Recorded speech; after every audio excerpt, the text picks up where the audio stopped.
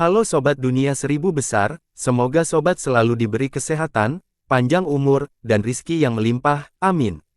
Sebelum masuk ke alur ceritanya, jangan lupa dukung channel ini ya dengan klik subscribe, like, komen, dan share, terima kasih.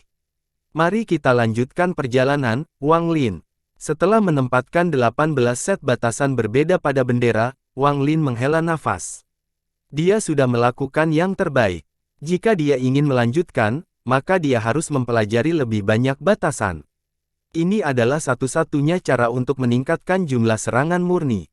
Wang Lin sudah memutuskan untuk mempelajari lebih banyak transaksi di masa depan.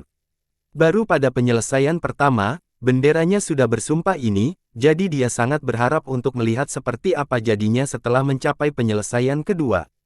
Pada tahap itu, mungkin bisa mengejutkan para penggarap transformasi jiwa. Saat Wang Lin memikirkan hal ini, dia menjadi sangat bersemangat. Dia menyingkirkan seluruh bendera dan mengeluarkan yang rusak.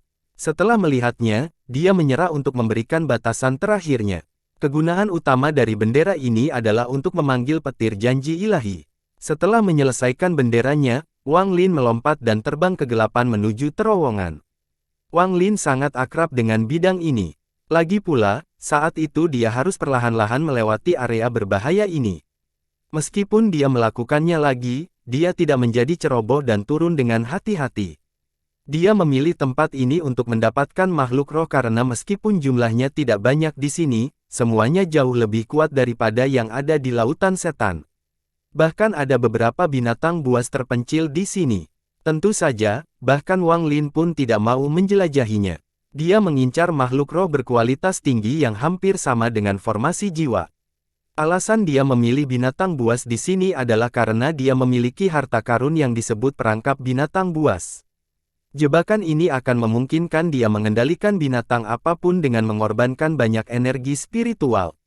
Wang Lin mendapat jebakan ketika pertama kali tiba di tanah dewa kuno dari para penggarap kuno itu sebagai ketidakseimbangan atas bantuan mereka.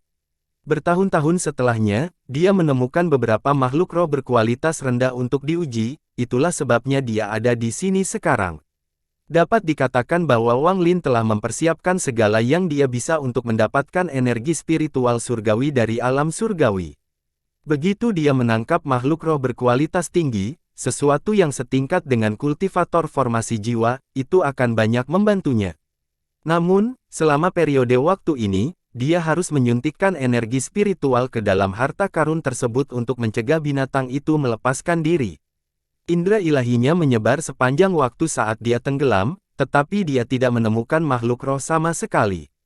Ini sangat membingungkannya ketika dia ingat bahwa ketika dia berada sejauh ini terakhir kali, dia telah melihat beberapa makhluk roh. Dia merenung sebentar sebelum terus tenggelam. Dia segera sampai di tempat naga setinggi 10.000 meter itu jatuh terakhir kali. Berdiri di sana, Wang Lin mulai ragu. Jika dia terus tenggelam, maka dia mungkin akan bertemu dengan binatang buas yang sunyi. Tapi dia tidak bertemu satupun makhluk roh sepanjang perjalanan turun. Tampaknya perjalanan ini sia-sia. Setelah merenung lebih lama, dia membentuk segel untuk meninggalkan tanah dewa kuno. Lagi pula, terlalu berbahaya untuk melangkah lebih jauh. Wang Lin tidak ingin mengambil risiko terlalu banyak hanya untuk makhluk roh. Namun, saat dia membentuk segel, dua mata seperti mutiara besar muncul di kegelapan di bawahnya, lalu seekor naga merah tiba-tiba keluar. Wang Lin dapat segera menyadari bahwa naga ini sama dengan yang terakhir kali. Saat dia hendak pergi, dia tiba-tiba berhenti dan menyadari ada katak hijau di depan naga itu. Kodok ini tingginya sekitar 10 meter, dan saat ia menendang dengan kaki belakangnya, ia tiba-tiba bergerak maju dengan naga yang mengejar di belakangnya. Tanpa sepatah kata pun, Wang Lin tenggelam ke dalam batu. Perasaan ilahinya menyebar untuk memeriksa apa yang sedang terjadi. Dia sudah menyelesaikan segelnya dan hanya perlu mengaktifkannya untuk pergi. Sekarang dia tidak terburu-buru untuk pergi, dia tertarik dengan apa yang terjadi. Dia melihat naga merah itu membuka mulutnya dan melingkarkan tubuhnya. Ketika terlepas, ia melesat ke depan. Ia mencambuk tubuhnya untuk membungkus katak. Kodok itu tiba-tiba berhenti ketika naga itu berusaha mengitarinya. Tiba-tiba, ada kilatan cahaya terang dari katak yang menerangi seluruh area. Setelah cahaya redup, ada bola petir di sekitar katak. Naga merah itu mengaum dan dengan cepat menghindar. Tampaknya sangat takut dengan petir itu. Wang Lin menarik napas dalam-dalam. Dia terkejut. Meskipun petir katak tidak terlihat terlalu istimewa, hal itu memberi Wang Lin perasaan yang sama seperti yang dia rasakan ketika dia menghadapi petir pembalasan ilahi untuk pertama kalinya. Kodok ini mungkin juga akan menjadi binatang buas jika mampu bertarung melawan naga merah. Namun dia langsung menolak gagasan itu saat dia melihat katak itu turun dan mendarat di atas batu di dekatnya dengan tatapan putus asa. Dari kelihatannya, sepertinya itu bukan binatang buas. Lagi pula, pertarungan antara dua binatang buas tidak akan diputuskan dalam satu serangan. Wang Lin tiba-tiba merasa sangat bersemangat. Dia tidak mau main-main dengan binatang buas, tapi jika katak ini adalah binatang roh berkualitas tinggi, maka itu akan sesuai dengan kebutuhannya. Pada titik ini, naga merah mengeluarkan suara gemuruh. Tiba-tiba, 10 bola darah muncul di sekitarnya. Di dalam bola darah ada jiwa binatang roh. Bola darah mengalir menuju katak. Keputusasaan di mata katak semakin dalam saat Wang Lin mengatupkan giginya dan melompat keluar. Saat dia muncul, naga merah itu menyerang Wang Lin dengan ekspresi mengejek. 3 bola darah menuju ke arah Wang Lin. Setelah melihat jiwa roh binatang di dalam bola, Wang Lin akhirnya mengerti mengapa dia tidak melihat satupun binatang buas selama ini. Naga ini pasti sudah gila, membunuh semua makhluk roh di sini, dan memurnikan jiwa mereka menjadi bola darah ini. Ekspresi Wang Lin tetap sama di hadapan bola darah saat dia melambaikan tangannya. Tiba-tiba ada kilatan cahaya dan lingkaran perunggu muncul. Lingkaran perunggu ini seukuran gelang. Jika dilihat lebih dekat, mereka akan melihat wajah ratusan binatang yang tampak hidup. Saat lingkaran perunggu ini muncul, semua jiwa binatang menjadi takut dan menghindari lingkaran tersebut. Ia dengan cepat sampai di atas katak, menjadi besar, dan akan turun. Wang Lin berteriak, "Jika kamu tidak ingin mati, jangan berjuang." Dia kemudian bahkan tidak melihat ke lingkaran perunggu saat tubuhnya menghilang di dalam terowongan ini. Semua ini terjadi dengan sangat cepat. Naga itu tidak akan pernah mengira bahwa Wang Lin akan memiliki kemampuan untuk meninggalkan tempat ini kapan saja. Setelah menyadari kehadiran Wang Lin telah hilang, naga itu mengeluarkan suara gemuruh dan lingkaran darah melebar. Segala sesuatu yang disentuh cincin ini berubah menjadi debu. Katak itu hendak menghindari lingkaran perunggu, tetapi setelah mendengar kata-kata Wang Lin, matanya berbinar. Alih-alih menghindar, ia melompat ke dalam lingkaran perunggu dan membiarkannya mengunci lehernya. Saat cincin merah semakin dekat, katak itu menghilang. Raungan marah naga itu bergema di seluruh terowongan. Wang Lin muncul di pintu masuk. Saat dia muncul, wajahnya langsung menjadi pucat. Dan dia dengan cepat mengeluarkan beberapa botol pil sebelum duduk untuk berkultivasi. Di sampingnya duduk seekor katak hijau besar. Katak itu memandang sekelilingnya dengan rasa ingin tahu. Di lehernya ada kerah perunggu. Binatang nyamuk itu memperhatikan kehadiran Wang Lin dan segera datang. Namun, ia juga memperhatikan katak itu dan menggeramnya. Katak itu memutar matanya dan menjulurkan lidahnya. Lidahnya terbang seperti kilat ke arah nyamuk, yang mengelak dan langsung menerjang katak dengan belalainya yang tajam. Katak itu memperlihatkan ekspresi jijik seiba membengkak dan bola petir menyambar ke arah nyamuk. Nyamuk itu mengeluarkan suara gemuruh sambil membuka mulutnya, mengeluarkan 10 garis emas yang membentuk jaring, dan menjebak bola petir. Tepat pada saat ini, Wang Lin membuka matanya, mengerutkan kening, dan berteriak, "Cukup." Katak itu dengan malas menghirup udara dan menelan petir itu lagi. Binatang nyamuk itu dengan kejam menatap katak itu tetapi tidak berani mendekat. Lagi pula, ada perbedaan besar antara nyamuk dan katak. Wajah Wang Lin sedikit pucat. Ketika jebakan itu melingkari leher katak itu, banyak sekali energi spiritual yang tersedot keluar dari dirinya. Ini hampir membuatnya menjadi mumi sebelum berhasil mengendalikan katak tersebut. Saat dia bisa mengendalikan katak itu, dia tiba-tiba merasakan sesuatu di benaknya. Ini adalah informasi tentang binatang yang dia jebak. Kodok ini adalah kodok guntur dan merupakan binatang roh guntur berkualitas tinggi. Menurut pengetahuan Wang Lin, harta karun ini akan mengambil energi spiritual darinya untuk mempertahankan kendali atas binatang itu pada periode waktu tertentu. Interval ini telah ditentukan, jadi setelah meninggalkan perintah agar kedua binatang itu diam, dia duduk dan mulai berkultivasi lagi. 6 hari kemudian, perangkap binatang itu mulai menyerap lebih banyak energi spiritual, tetapi karena Wang Lin sudah bersiap kali ini, dia tidak takut.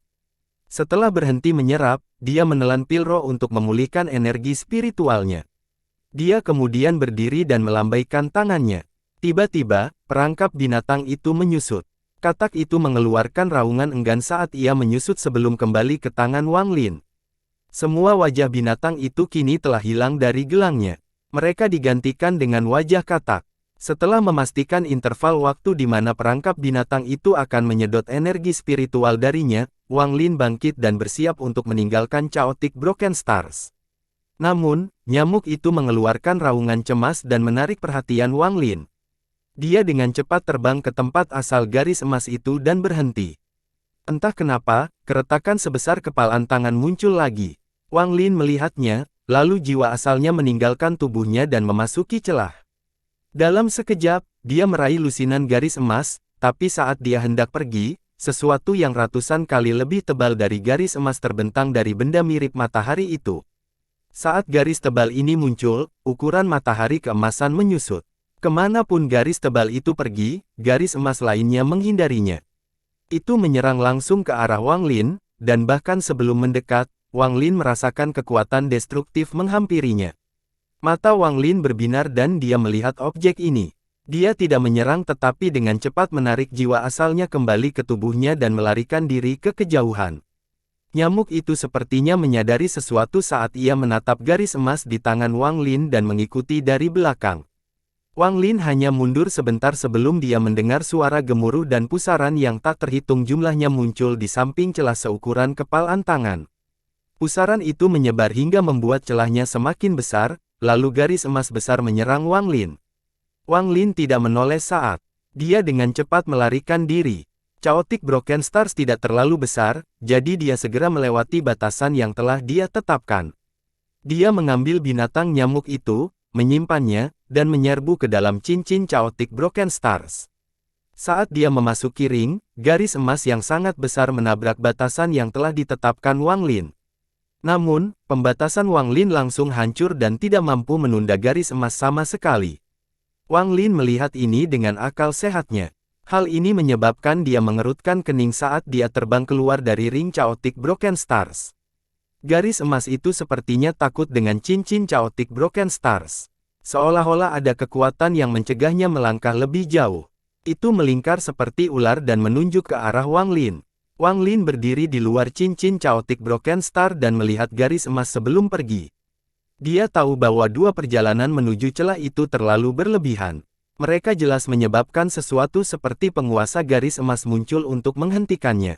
Ini mungkin alasan mengapa lelaki tua dengan naga penyu hanya mengambil 7 dan pergi. Setelah mengelilingi garis emas dengan wilayah kematiannya, dia mengeluarkan binatang nyamuk itu dan memberikannya padanya. Nyamuk paling baik melahapnya satu per satu. Binatang ini telah diberi makan dengan baik beberapa hari terakhir ini karena garis emas ini sangat bergizi. Berkat garis emas ini, hari di mana ia menjadi makhluk roh berkualitas tinggi tidak lama lagi. Setelah meninggalkan Chaotic Broken Stars, dia merenung sebentar dan kemudian menamparkan tas pegangannya untuk mengeluarkan kuali kecil. Kuali ini adalah benda yang diperlukan untuk pergi ke alam surgawi hujan, kuali hujan. Kuali ini tidak terlalu besar, itu bisa dipegang dengan satu tangan. Itu juga terlihat sangat biasa tanpa tanda apapun, tetapi jika seseorang melihatnya dengan akal ilahi, mereka akan melihat sepotong aura yang jauh lebih kuat daripada energi spiritual. Aura ini jelas beberapa kali lebih murni daripada energi spiritual. Wang Lin tahu bahwa ini adalah energi spiritual surgawi. Namun, aura ini terlalu lemah untuk digunakan dalam budidaya. Itu hanya bisa digunakan sebagai kunci untuk membuka gerbang surgawi. Setelah mendapatkan Rain Cauldron ini, Wang Lin telah mempelajarinya berkali-kali. Dia melihatnya sebentar sebelum menyimpannya. Menurut apa yang biasa terjadi, ketika kuali hujan muncul, itu berarti gerbang surga akan segera terbuka. Bertahun-tahun telah berlalu sejak mereka muncul, jadi hari itu akan segera tiba. Sayangnya, lelaki tua berantakan itu tidak memberikan waktu pastinya. Kalau tidak, semuanya tidak akan serumit ini. Wang Lin menghela nafas dan mengeluarkan sepotong batu giok dari tasnya. Dia memeriksanya sebentar sebelum melompat ke punggung binatang nyamuk itu dan pergi ke arah Hou Fan. Tujuan berikutnya adalah pergi ke medan pertempuran asing untuk mengumpulkan cukup banyak jiwa pengembara untuk membuat lebih banyak iblis dan membuat persiapan akhir untuk pergi ke alam surgawi. Ada formasi besar di tengah Hou Fan. Ini adalah susunan transfer satu arah yang dibuka setiap 500 tahun agar para murid yang berada di dalam medan pertempuran asing dapat kembali. Pada hari ini, seseorang muncul di luar formasi ini. Orang ini mengenakan pakaian putih, tampak lembut, dan tampak seperti putra keluarga kaya. Matanya seperti bintang dan kulitnya seputih mutiara. Ia mempelajari struktur formasi. Orang ini adalah Wang Lin. Masih perlu beberapa tahun sebelum formasi ini dibuka, tapi dia tidak bisa menunggu bertahun-tahun. Dia memutuskan untuk menggunakan formasi ini dan statusnya sebagai pemangsa jiwa sebagai panduan untuk mencoba transfer terbalik. Setelah mempelajari susunan transfer selama beberapa hari, dia merenung sedikit dan kemudian matanya bersinar ketika dia sedikit mengubah formasi dan berjalan masuk. Dia menyebarkan jiwa asalnya saat perlahan bergabung dengan formasi. Simbol pada formasi perlahan menyala dan berkumpul di tubuhnya. Perlahan, Wang Lin menghilang. Saat dia menghilang, formasinya hancur dan tidak dapat digunakan lagi. Beberapa tahun berlalu, di susunan transfer di negara budidaya peringkat 3 di selatan, semua pembudidaya berkumpul di sana, menunggu utusan dari negara budidaya peringkat 4 untuk membuka terowongan ke medan pertempuran asing. Sun Wen adalah seorang kultivator dari negara budidaya Gongsun peringkat 4. Dia di sini untuk menjadi pembawa pesan. Meskipun dia baru berada di tahap akhir dari Nas Chen Sol, keluarganya adalah masalah besar di Gongsun, jadi dia dikirim ke sini untuk mendapatkan pengalaman. Hari ini adalah pertama kalinya dia membuka terowongan ke medan pertempuran asing, jadi dia sedikit gugup, tapi dia lebih menikmati ekspresi kekaguman dari orang lain. Matahari sudah tinggi di langit. Sun Wen mengenakan jubah biru dan tangannya berada di belakang punggung saat dia duduk di kursi naga yang melayang diri dua gadis yang sangat cantik. Salah satu dari mereka memegang payung besar untuk memberi keteduhan, dan yang lainnya memegang mangkuk porselen biru berisi sup plum dingin. Di tanah berdiri banyak sekali petani dari negara ini. Semuanya fokus menunggu medan pertempuran asing terbuka. Di antara orang-orang itu terdapat para tetua dari berbagai sekte dan murid-murid utama mereka. Mereka akan berlatih di medan pertempuran asing untuk meningkatkan tingkat budidaya mereka. Tentu saja, ada juga beberapa murid yang tidak menyukai siapapun yang akan dilempar ke medan pertempuran asing untuk membiarkan nasib menentukan hidup dan mati mereka.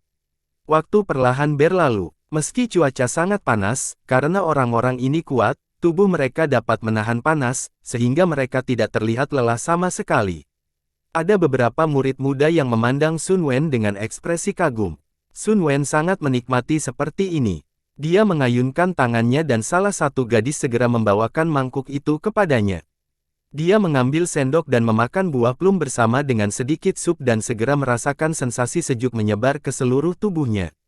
Plum ini bukanlah plum biasa melainkan ramuan khusus yang tumbuh di Gongsun. Hanya minum seteguk saja akan membantu meningkatkan budidaya seseorang dalam jumlah yang cukup besar. Hal ini terutama berlaku untuk sup yang dibuat khusus seperti ini. Itu seperti nektar buah plum. Tidak ada keraguan bahwa Sun Wen adalah seseorang yang suka bersenang-senang. Saat ini, 45 menit telah berlalu. Sun Wen meletakkan sendoknya dan berkata, "Kalian semua tahu aturan medan pertempuran asing, tapi aku sendiri punya aturan tambahan. Segala sesuatu yang dibawa keluar harus saya periksa sebelum Anda dapat mengambilnya. Ingat baik-baik." Saat kata-kata itu diucapkan, semua orang setuju, namun, meskipun beberapa penggarap Nas Chen Sol setuju, mereka semua mencibir dalam hati. Sun Wen memegang tas pegangannya dan 5 menjaga batu giok terbang keluar. Dia menggigit dan meneteskan darah ke batu giok itu sebelum melemparkannya ke depan. Tiba-tiba, 5 keping batu giok itu melesat keluar, membentuk 5 sinar cahaya keemasan, yang kemudian menjadi pola melingkar. Dia melantunkan beberapa kata aneh dan cahaya keemasan yang dilepaskan oleh batu giok itu semakin kuat. Setelah beberapa detik, Sun Wen menarik napas dalam-dalam. Keringat sudah muncul di keningnya. Dia mengeluarkan botol batu giok, mengeluarkan beberapa pil, dan melihatnya sambil melihat batu giok itu dengan ekspresi bangga. 5. Menjaga cahaya emas giok menjadi semakin terang hingga pusaran muncul di tengahnya. Pusaran itu memperlebar cahaya keemasan dan menjadi semakin besar. Tidak lama kemudian, seluruh cahaya keemasan menghilang, hanya menyisakan pusaran hitam, yang sepertinya benar-benar tidak ada pada tempatnya. Gelombang udara dingin berhembus dari pusaran air. Jika dilihat lebih dekat, mereka akan melihat senjata rusak, material berserakan, dan mayat mengambang di sisi lain. Sun Wen terbatuk saat ekspresi bangga pada wajahnya menjadi lebih jelas dan dia berkata, hari ini, saat dia mengucapkan kata-kata itu, matanya tiba-tiba mendengar pada lubang hitam dan menunjukkan ekspresi terkejut. Pada saat yang sama, setiap penggarap di tanah menghirup udara dingin dan melihat pusaran air dengan ketakutan. Mereka melihat sebuah lengan terulur dari dalam tikungan dan memegang titik. Tiba-tiba, sebuah lubang terbuka di pusaran air dan seorang pemuda berpakaian putih keluar. Saat orang ini muncul, terik matahari tiba-tiba terhalang oleh awan dan langit menjadi gelap. Sun Wen tercengang. Dengan jantung berdebar kencang, dia langsung menyadari bahwa dia tidak bisa melihat melalui pelaut yang keluar dari medan pertempuran asing. Tapi dia tumbuh di negara budidaya peringkat 4, jadi dia telah melihat sedikit. Setelah sedikit melakukan deduksi, dia menyimpulkan bahwa orang ini pasti berada pada tahap formasi jiwa. Dia segera berdiri dari kursi naga dan pergi ke Wang Lin. Dia membungkuk dan berkata, Junior Sun Wen dari Gong Sun menyapa senior. Orang yang keluar dari medan pertempuran asing jelas adalah Wang Lin. Setelah dia keluar, dia melihat sekeliling dengan bingung sampai dia memusatkannya pada Sun Wen dan bertanya, tempat ini adalah Gong Sun. Sun Wen berbaring saat Wang Lin memandangnya. Dia merasa semua pikirannya telah terungkap. Dia dengan cepat menjawab, tempat ini bukan Gong Sun tetapi lokasi pelatihan junior. Ini adalah negara budidaya Wu Wen peringkat 3. Wang Lin berpikir sejenak. Dia pernah melihat Wu Wen di peta sebelumnya. Ini adalah negara kecil di ujung selatan planet ini. Lautan setan berukuran setengah planet, jadi bisa dikatakan perjalanan pulang akan sangat lama. Wang Lin telah melakukan perjalanan sangat jauh di medan pertempuran asing untuk mengumpulkan jiwa-jiwa pengembara. Dia mengamati semua orang di bawah dan kemudian menghilang. Setelah melihat Wang Lin pergi, Sun Wen menghela napas lega dan menyeka keringat di dahinya. Saat melihat orang tersebut, ia merasakan perasaan yang sama seperti saat akan bertemu dengan leluhur keluarganya. Dia tidak berminat untuk pamer lagi. Setelah dengan cepat meninggalkan beberapa patah kata, dia pergi, karena dia harus segera melaporkan hal ini kepada keluarga. Dalam diskusi, seorang formasi jiwa yang bisa keluar dari medan pertempuran asing pastilah seseorang yang terkenal. Ketika Wang Lin muncul kembali, dia berada di puncak gunung. Gunung ini disebut Sky Piercer. Itu adalah gunung tertinggi di negara ini menurut peta. Di puncak gunung, Wang Lin mulai merenung. Setelah bertahun-tahun menggunakannya, dia tidak memiliki banyak batu roh kualitas terbaik yang tersisa, dan batu itu sangat langka di Suzaku. Dia memutuskan untuk tidak menggunakannya untuk bepergian lagi. Dia akan menyelamatkan mereka sebagai tindakan terakhir. Perjalanan ke medan pertempuran asing ini sangat melimpah. Tampaknya ketika jiwa asalnya terbentuk, kekuatan pemakan jiwanya juga tampaknya telah berevolusi. Dia dengan lembut mengusap alisnya dan tersenyum tipis. Dia merasa sangat percaya diri dalam perjalanan ke alam surga ini selama dia tidak bertemu dengan kultivator formasi jiwa tahap akhir atau jenius Sueyu. Adapun para penggarap formasi jiwa tahap pertengahan, dia 100% yakin dia bisa mengalahkan mereka. Bahkan jika dia bertemu dengan kultivator formasi jiwa tahap akhir, dia masih bisa melarikan diri dengan aman. Berkat semua persiapan yang telah dia lakukan. Sebenarnya, ada alasan lain selain mendapatkan energi spiritual surgawi yang membuat Wang Lin mempersiapkan sebanyak ini untuk mempertahankan hidupnya. Agar seorang kultivator dapat memasuki alam surgawi hujan, mereka harus paling banyak menurunkan tingkat kultivasinya ke formasi jiwa. Jika mereka menggunakan kekuatan lebih dari kekuatan level formasi jiwa, ruang di sekitar mereka akan runtuh. Ini berarti ada kemungkinan besar para penggarap transformasi jiwa berada di alam surgawi hujan. Meskipun jumlah orang-orang itu tidak banyak, jumlah mereka tetap sedikit. Bahkan jika mereka harus menahan tingkat kultivasi mereka ke formasi jiwa, mereka bukanlah orang yang dapat dihadapi oleh para pembudidaya formasi jiwa normal. Inilah sebabnya Wang Lin telah mempersiapkan banyak hal untuk perjalanan ini. Adapun para penggarap ascendan legendaris yang jarang menunjukkan diri mereka, sangat kecil kemungkinannya ada di antara mereka yang muncul di alam surgawi hujan.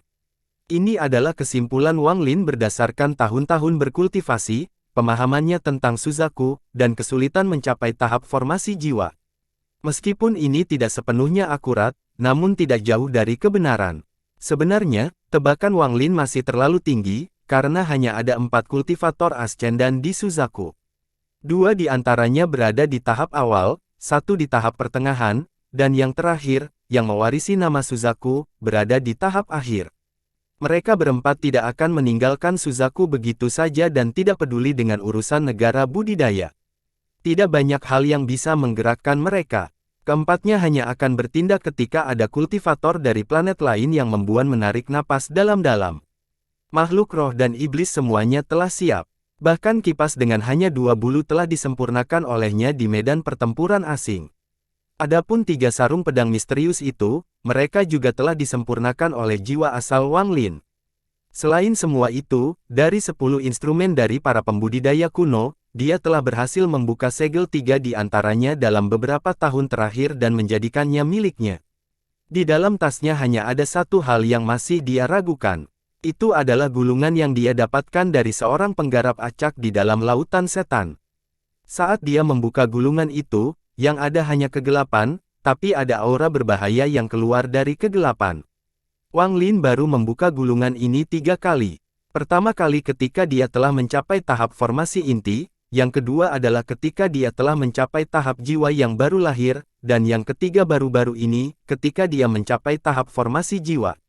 Setiap membukanya terasa berbeda, namun selalu ada kekuatan misterius yang membuat hatinya bergetar. Wang Lin menghela nafas sambil melambaikan tangannya dan gulungan itu muncul di tangannya. Adapun dari siapa sebenarnya dia mendapatkan gulungan ini, dia tidak begitu ingat. Dia melemparkan gulungan itu ke udara saat jiwa asalnya keluar dan mulai menyempurnakannya. Ini adalah kebiasaan yang dia peroleh dalam beberapa tahun terakhir. Setiap kali dia menyempurnakan gulungan itu, dia akan mendapatkan lebih banyak koneksi dengannya. Beberapa jam kemudian, langit menjadi gelap. Jiwa asalnya kembali ke tubuhnya dan dia menyimpan gulungan itu. Hari ketika gerbang surga dibuka akan segera tiba. Hanya ada satu hal yang perlu dipersiapkan. Namun, persiapan ini akan membutuhkan pohon berumur beberapa ratus tahun atau ribuan tahun. Wang Lin bergumam pada dirinya sendiri dan kemudian dia menyebarkan akal sehatnya dan memindai seluruh negeri. Kemudian dia bergerak dan menghilang dari tempatnya. 3 bulan kemudian, dia melakukan perjalanan melalui 7 negara budidaya di sekitarnya dan mengumpulkan pohon berusia beberapa ratus tahun. Kemudian dia membuat sebuah gua di suatu gunung di suatu tempat dan mulai membuat ukiran kayu. Terlalu sulit untuk menemukan pohon berumur ribuan tahun, jadi dia tidak dapat menemukannya. Bahkan pohon berumur ratusan tahun pun sulit untuk diperbaiki. Di dalam gua, Wang Lin membuang semua pikiran sepelenya dan sepenuhnya membenamkan dirinya dalam seni pahat. 1 tahun lagi telah berlalu. Saat itu, Wang Lin telah membuat 8 ukiran kayu. Kedelapan ukiran kayu ini tetap sama, itu semua adalah ukiran lelaki tua itu seiring dengan berlalunya waktu. Selain yang dia buat bertahun-tahun yang lalu, dia kini memiliki total 9. Pembuluh darah merah mengalir melalui ukiran kayu ini, namun tidak satu pun yang pernah menyentuh satu sama lain. Mata Wang Lin tenang. Jika dia mengaktifkan 9 ukiran kayu ini, dia seharusnya bisa mengaktifkan kekuatan domain waktu yang berlalu, tapi itu akan sedikit lebih lemah dari milik orang tua itu. Dia menyingkirkan ukiran kayu itu, menarik napas dalam-dalam, dan mulai memagari sambil menunggu hari terbukanya gerbang surga. Waktu perlahan berlalu dan beberapa tahun berlalu. Di luar gua, musim berlalu, dan suatu hari, hari semula cerah dipenuhi dengan sinar cahaya berwarna-warni. Banyak ilusi yang menindas muncul dalam sinar cahaya ini. Ada pria atau wanita yang muncul dalam ilusi ini, tapi mereka mengenakan pakaian yang sangat berbeda dari yang dikenakan di Suzaku. Ada yang berbicara, ada yang tertawa, ada yang menggunakan teknik, dan ada yang terbang melintasi pegunungan. Ada beberapa binatang yang belum pernah dilihat sebelumnya yang muncul dan menghilang. Kadang-kadang, bahkan naga dan burung phoenix legendaris pun muncul. Adegan yang sama muncul di banyak lokasi di Suzaku. Ada seorang yang bermitra dengan Rain Cauldron di tempat adegan ini muncul. Pada saat ini, di negara peringkat 4 di bagian tenggara Suzaku, raksasa dari Sekte Setan Raksasa memegang kuali hujan di tangan. Dia memiliki wajah yang tampak kuno. Tubuhnya perlahan bangkit, dan saat dia melayang, tubuhnya perlahan berubah menjadi milik orang biasa. Di bawahnya, para tetua dari Sekte Setan Raksasa semuanya memiliki ekspresi yang sangat serius. Kalian semua, yakinlah, dengan harta sekte, saya pasti akan mendapatkan banyak energi spiritual surgawi. Suara orang ini penuh percaya diri. Di ujung timur Laut Suzaku, di sebuah gunung, seorang pria muda berkulit binatang sedang melihat ke langit. Dia juga memegang Rain Cauldron di tangannya. Dia tersenyum jahat, lalu melayang ke langit. Di bawahnya, sebuah massa hitam tiba-tiba muncul. Itu mengeluarkan dengungan keras. Jika dilihat lebih dekat, mereka akan melihat bahwa massa hitam ini terdiri dari serangga-serangga kecil yang ukurannya hanya sebesar kuku ibu jari. Di bagian barat daya Suzaku, seorang pria parubaya berdiri di atas menara memandang ke langit dengan ekspresi sedih dan berkata, "Ting Er, gerbang surga telah terbuka lagi. Saya pasti akan memberi Anda lebih banyak batu giok surgawi sehingga tubuh Anda akan terpelihara selama 1000 tahun lagi." Dengan itu, tubuhnya melayang ke udara. Tangan raksasanya terulur ke bawah dan meraih menara. Menara raksasa itu melayang dan menyusut hingga berada di tangannya, lalu dia masuk ke dalam ilusi. Di bagian barat Laut Suzaku, di markas mayat sekte, seorang lelaki tua dengan rambut putih melayang ke langit. Dia menghela nafas dan berkata, "Tugas sulit macam apa ini? Bagaimana jenazah makhluk surgawi bisa dengan mudah didapat? Tubuhku ini akan digunakan." Di tengah Suzaku ada sebuah tempat yang dikelilingi oleh laut. Seluruh benua ini milik satu-satunya negara budidaya peringkat 6 di planet ini, Suzaku. Saat ini di Suzaku, di sebuah altar besar di tengah negara, duduk seorang wanita. Seperti peri salju, dia melihat ke atas ke langit. Di belakangnya diikuti 7 orang tua. "Setelah aku pergi, kalian bertuju segera kembali ke Sueyu." Suara wanita ini tenang, dan setelah mengatakan itu, tubuhnya perlahan melayang ke udara. Saat ini, Wang Lin, yang berada di dalam gua, membuka matanya untuk pertama kalinya setelah beberapa tahun dan bergumam, gerbang surga akhirnya terbuka. Tubuhnya menghilang dari gua. Ketika muncul kembali, dia sudah berada di udara. Sekarang ada sesuatu yang ekstra di tangannya. Itu adalah kuali hujan. Saat Rain Cauldron muncul, ia mulai bersinar terang, kemudian meleleh dan menjadi sepotong energi spiritual surgawi, yang kemudian membawa Wang Lin menuju ilusi. Alam celestial telah hancur dan celestial kuno telah mati. Seluruh alam surga hancur berkeping-keping dalam bencana yang terjadi di masa lalu. Alam surga angin, hujan, guntur, dan petir masing-masing mencakup 4 sistem bintang yang berbeda, jadi setiap kali alam surga terbuka, para penggarap dari berbagai planet akan masuk ke dalamnya. Namun, alam surga telah pecah menjadi banyak bagian, jadi tidak ada kemungkinan besar bagi mereka semua untuk mendarat di bagian yang sama. Saat ini, di negara budidaya peringkat 2, seorang lelaki tua berpenampilan berantakan sedang memakan kaki ayam sambil tertawa kecil. Itu telah dibuka. Jika Anda menggunakan topi jerami yang diberikan orang tua ini dengan benar, Anda dapat menyelamatkan hidup Anda. Anda mungkin mati di sana jika tidak melakukannya. Wang Lin dikelilingi oleh sepotong energi spiritual surgawi saat ia melayang semakin tinggi. Negara di bawahnya menjadi semakin kecil dan dia merasakan perasaan yang sama seperti saat pertama kali mencari domainnya. Namun, kali ini bukan hanya akal ilahi tetapi seluruh tubuhnya. Akhirnya, dia melihat tanah di bawahnya dan laut di sekitar tanah. Segalanya menjadi semakin kecil hingga dia merasakan lapisan awan tebal di atas kepalanya. Lapisan awan ini mengandung kekuatan tak terbatas, dan tekanan yang diberikannya terasa seperti bisa menghancurkan apapun di dunia. Namun, saat tekanan semakin berkurang pada Wang Lin, energi di sekelilingnya bersinar dan sebuah lubang terbuka di awan untuk dilewati Wang Lin. Saat dia melewati awan, dia merasakan bahaya. Loron rasanya dia bisa dengan mudah menyentuh awan jika dia merentangkan kakinya. Namun, dia tahu bahwa saat dia menyentuh awan, kekuatan di dalam awan akan memasuki dirinya dan menghancurkannya. Inilah kekuatan surga. Wang Lin menarik napas dalam-dalam dan matanya berbinar. Dia bertanya-tanya apa yang akan terjadi jika tubuh utamanya ada di sini. Akankah tubuh utamanya, yang telah melalui 2 transformasi dewa kuno, mampu menahan tekanan ini? Ini adalah pertanyaan yang tidak akan terjawab kecuali dia mengujinya dengan tubuh utamanya. Segera, di bawah bimbingan kekuatan energi surgawi, dia meninggalkan awan. Setelah dia pergi, dia akhirnya sedikit rileks, tapi jantungnya mulai berdebar kencang. Apa yang dia lihat adalah luar angkasa yang sebenarnya. Dia telah melihat ruang angkasa berkali-kali melalui ingatan dewa kuno dan ketika dia mencari wilayah kekuasaannya, tetapi ini adalah pertama kalinya dia mengalaminya secara langsung. Perasaan ini sangat berbeda dari sebelumnya. Ruang yang luas dan bintang-bintang yang terang memberi Wang Lin perasaan bahwa dia bisa pergi kemanapun dia mau. Dia menundukkan kepalanya dan melihat bahwa Suzaku sekarang adalah sebuah bola besar, tapi saat dia semakin tinggi, bola itu menjadi semakin kecil. Jadi seperti ini, Wang Lin sepertinya menyadari sesuatu. Tepat pada saat ini, 5 pilar cahaya terbang keluar dari Suzaku. 3 dari mereka juga memandangi planet ini seolah-olah mereka menyadari sesuatu. Wang Lin merasakan energi surgawi di sekelilingnya menggerakkannya mendekati 5 orang lainnya hingga mereka membentuk segi 6. Jarak di antara mereka tidak terlalu jauh, tapi juga tidak bisa dianggap kecil.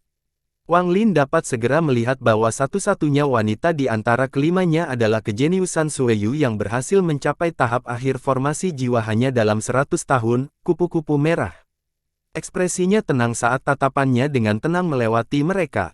Dalam perhitungannya, kupu-kupu merah akan muncul, dan dia belum pernah melihat penampilan aslinya sebelumnya. Sedangkan 4 lainnya, salah satunya terlihat sangat kuat. Dia tidak mengenakan kemeja, memperlihatkan otot-ototnya yang mengejutkan. Dia hampir tidak terlihat seperti seorang kultivator, dia lebih seperti seniman bela diri fana.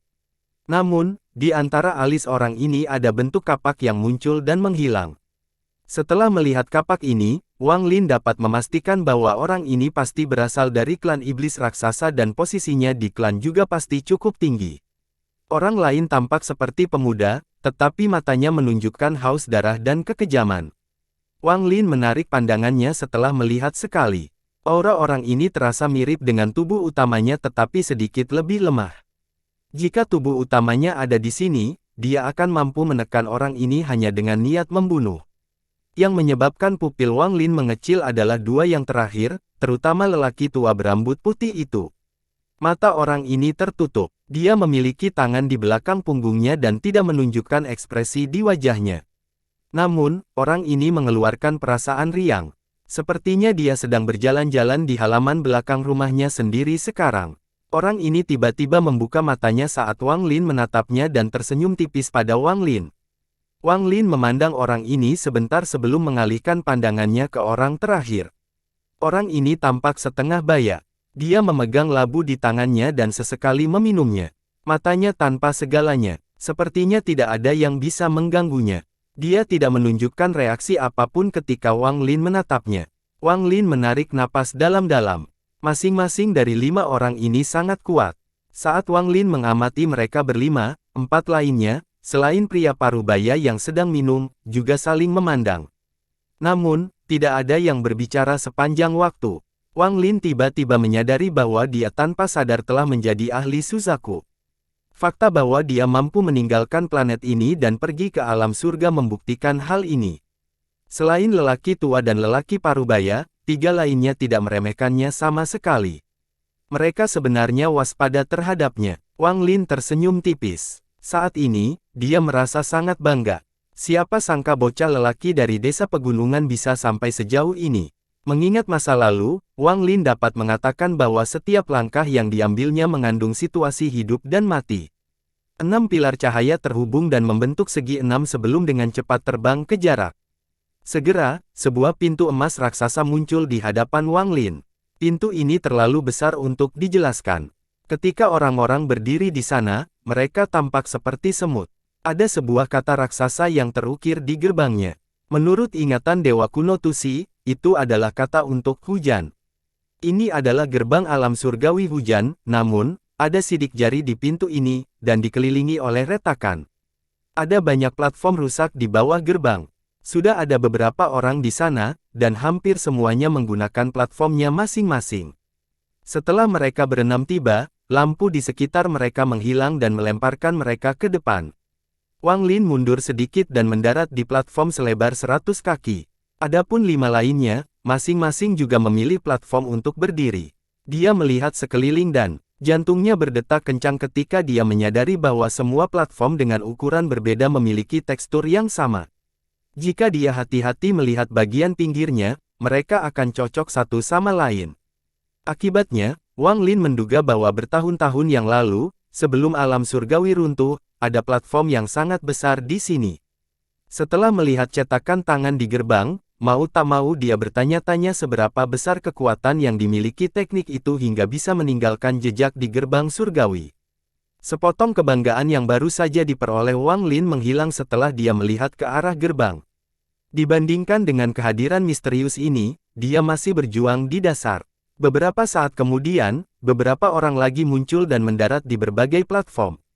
Ada berbagai tingkat pemikiran di antara para pihak yang tidak kompeten, bahkan pihak berwenang Nas Chen Sol pun muncul.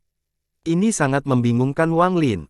Lambat diluncurkan, seiring semakin banyaknya orang yang datang, platform yang ada tidak mencukupi. Salah satu pemuda berpakaian hitam melihat sekeliling dan menemukan bahwa tidak ada lagi platform yang terbuka, jadi dia mendarat di salah satu platform di sebelah seorang wanita tua. Platform ini lebarnya sekitar 300 kaki. Belum lagi 2 orang, cukup ruang untuk menampung 20 orang. Namun ketika pemuda itu mendarat di hadapan seseorang, mata wanita tua itu berbinar, dan dia berkata dengan suara serak, "Enyahlah." Wajah pemuda itu menjadi dingin. Dia ingin berbicara, tetapi wanita tua itu mengerutkan kening. Tangannya mengulurkan tangan dan meraihnya. Tiba-tiba pemuda itu berteriak.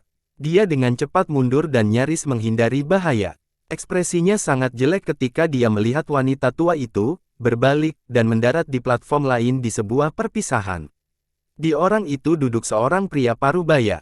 Dia adalah salah satu orang yang datang bersama Wang Lin. Dia hanya duduk di sana, minum sendiri, dan sepertinya tidak peduli ada orang tambahan di orang tersebut. Pemuda berpakaian hitam itu merenung sejenak sebelum duduk di tepi orang. Matanya berbinar dan dia sesekali menatap wanita tua itu. Tidak lama kemudian, orang lain datang. Wajah orang ini muram. Dia berada pada tahap awal formasi jiwa. Setelah dia tiba, dia menyadari bahwa semua platform telah diambil dan segera terbang ke samping. Tidak ada yang tahu apakah itu disengaja atau tidak, tapi untung saja, dia terbang menuju tempat ke-6 orang dari Suzaku berada. Tubuhnya muncul di platform tempat pria dari klan iblis raksasa berada dan dengan dingin berkata, "Minggir." Pria dari klan iblis raksasa memandangnya dengan meremehkan, lalu tubuhnya tiba-tiba membengkak dan dia menjadi raksasa. Dia berdiri, menatap orang yang ketakutan itu, dan berkata, "Tidak ada ruang." Saat dia berbicara, bekas kapak di dahinya dengan cepat muncul.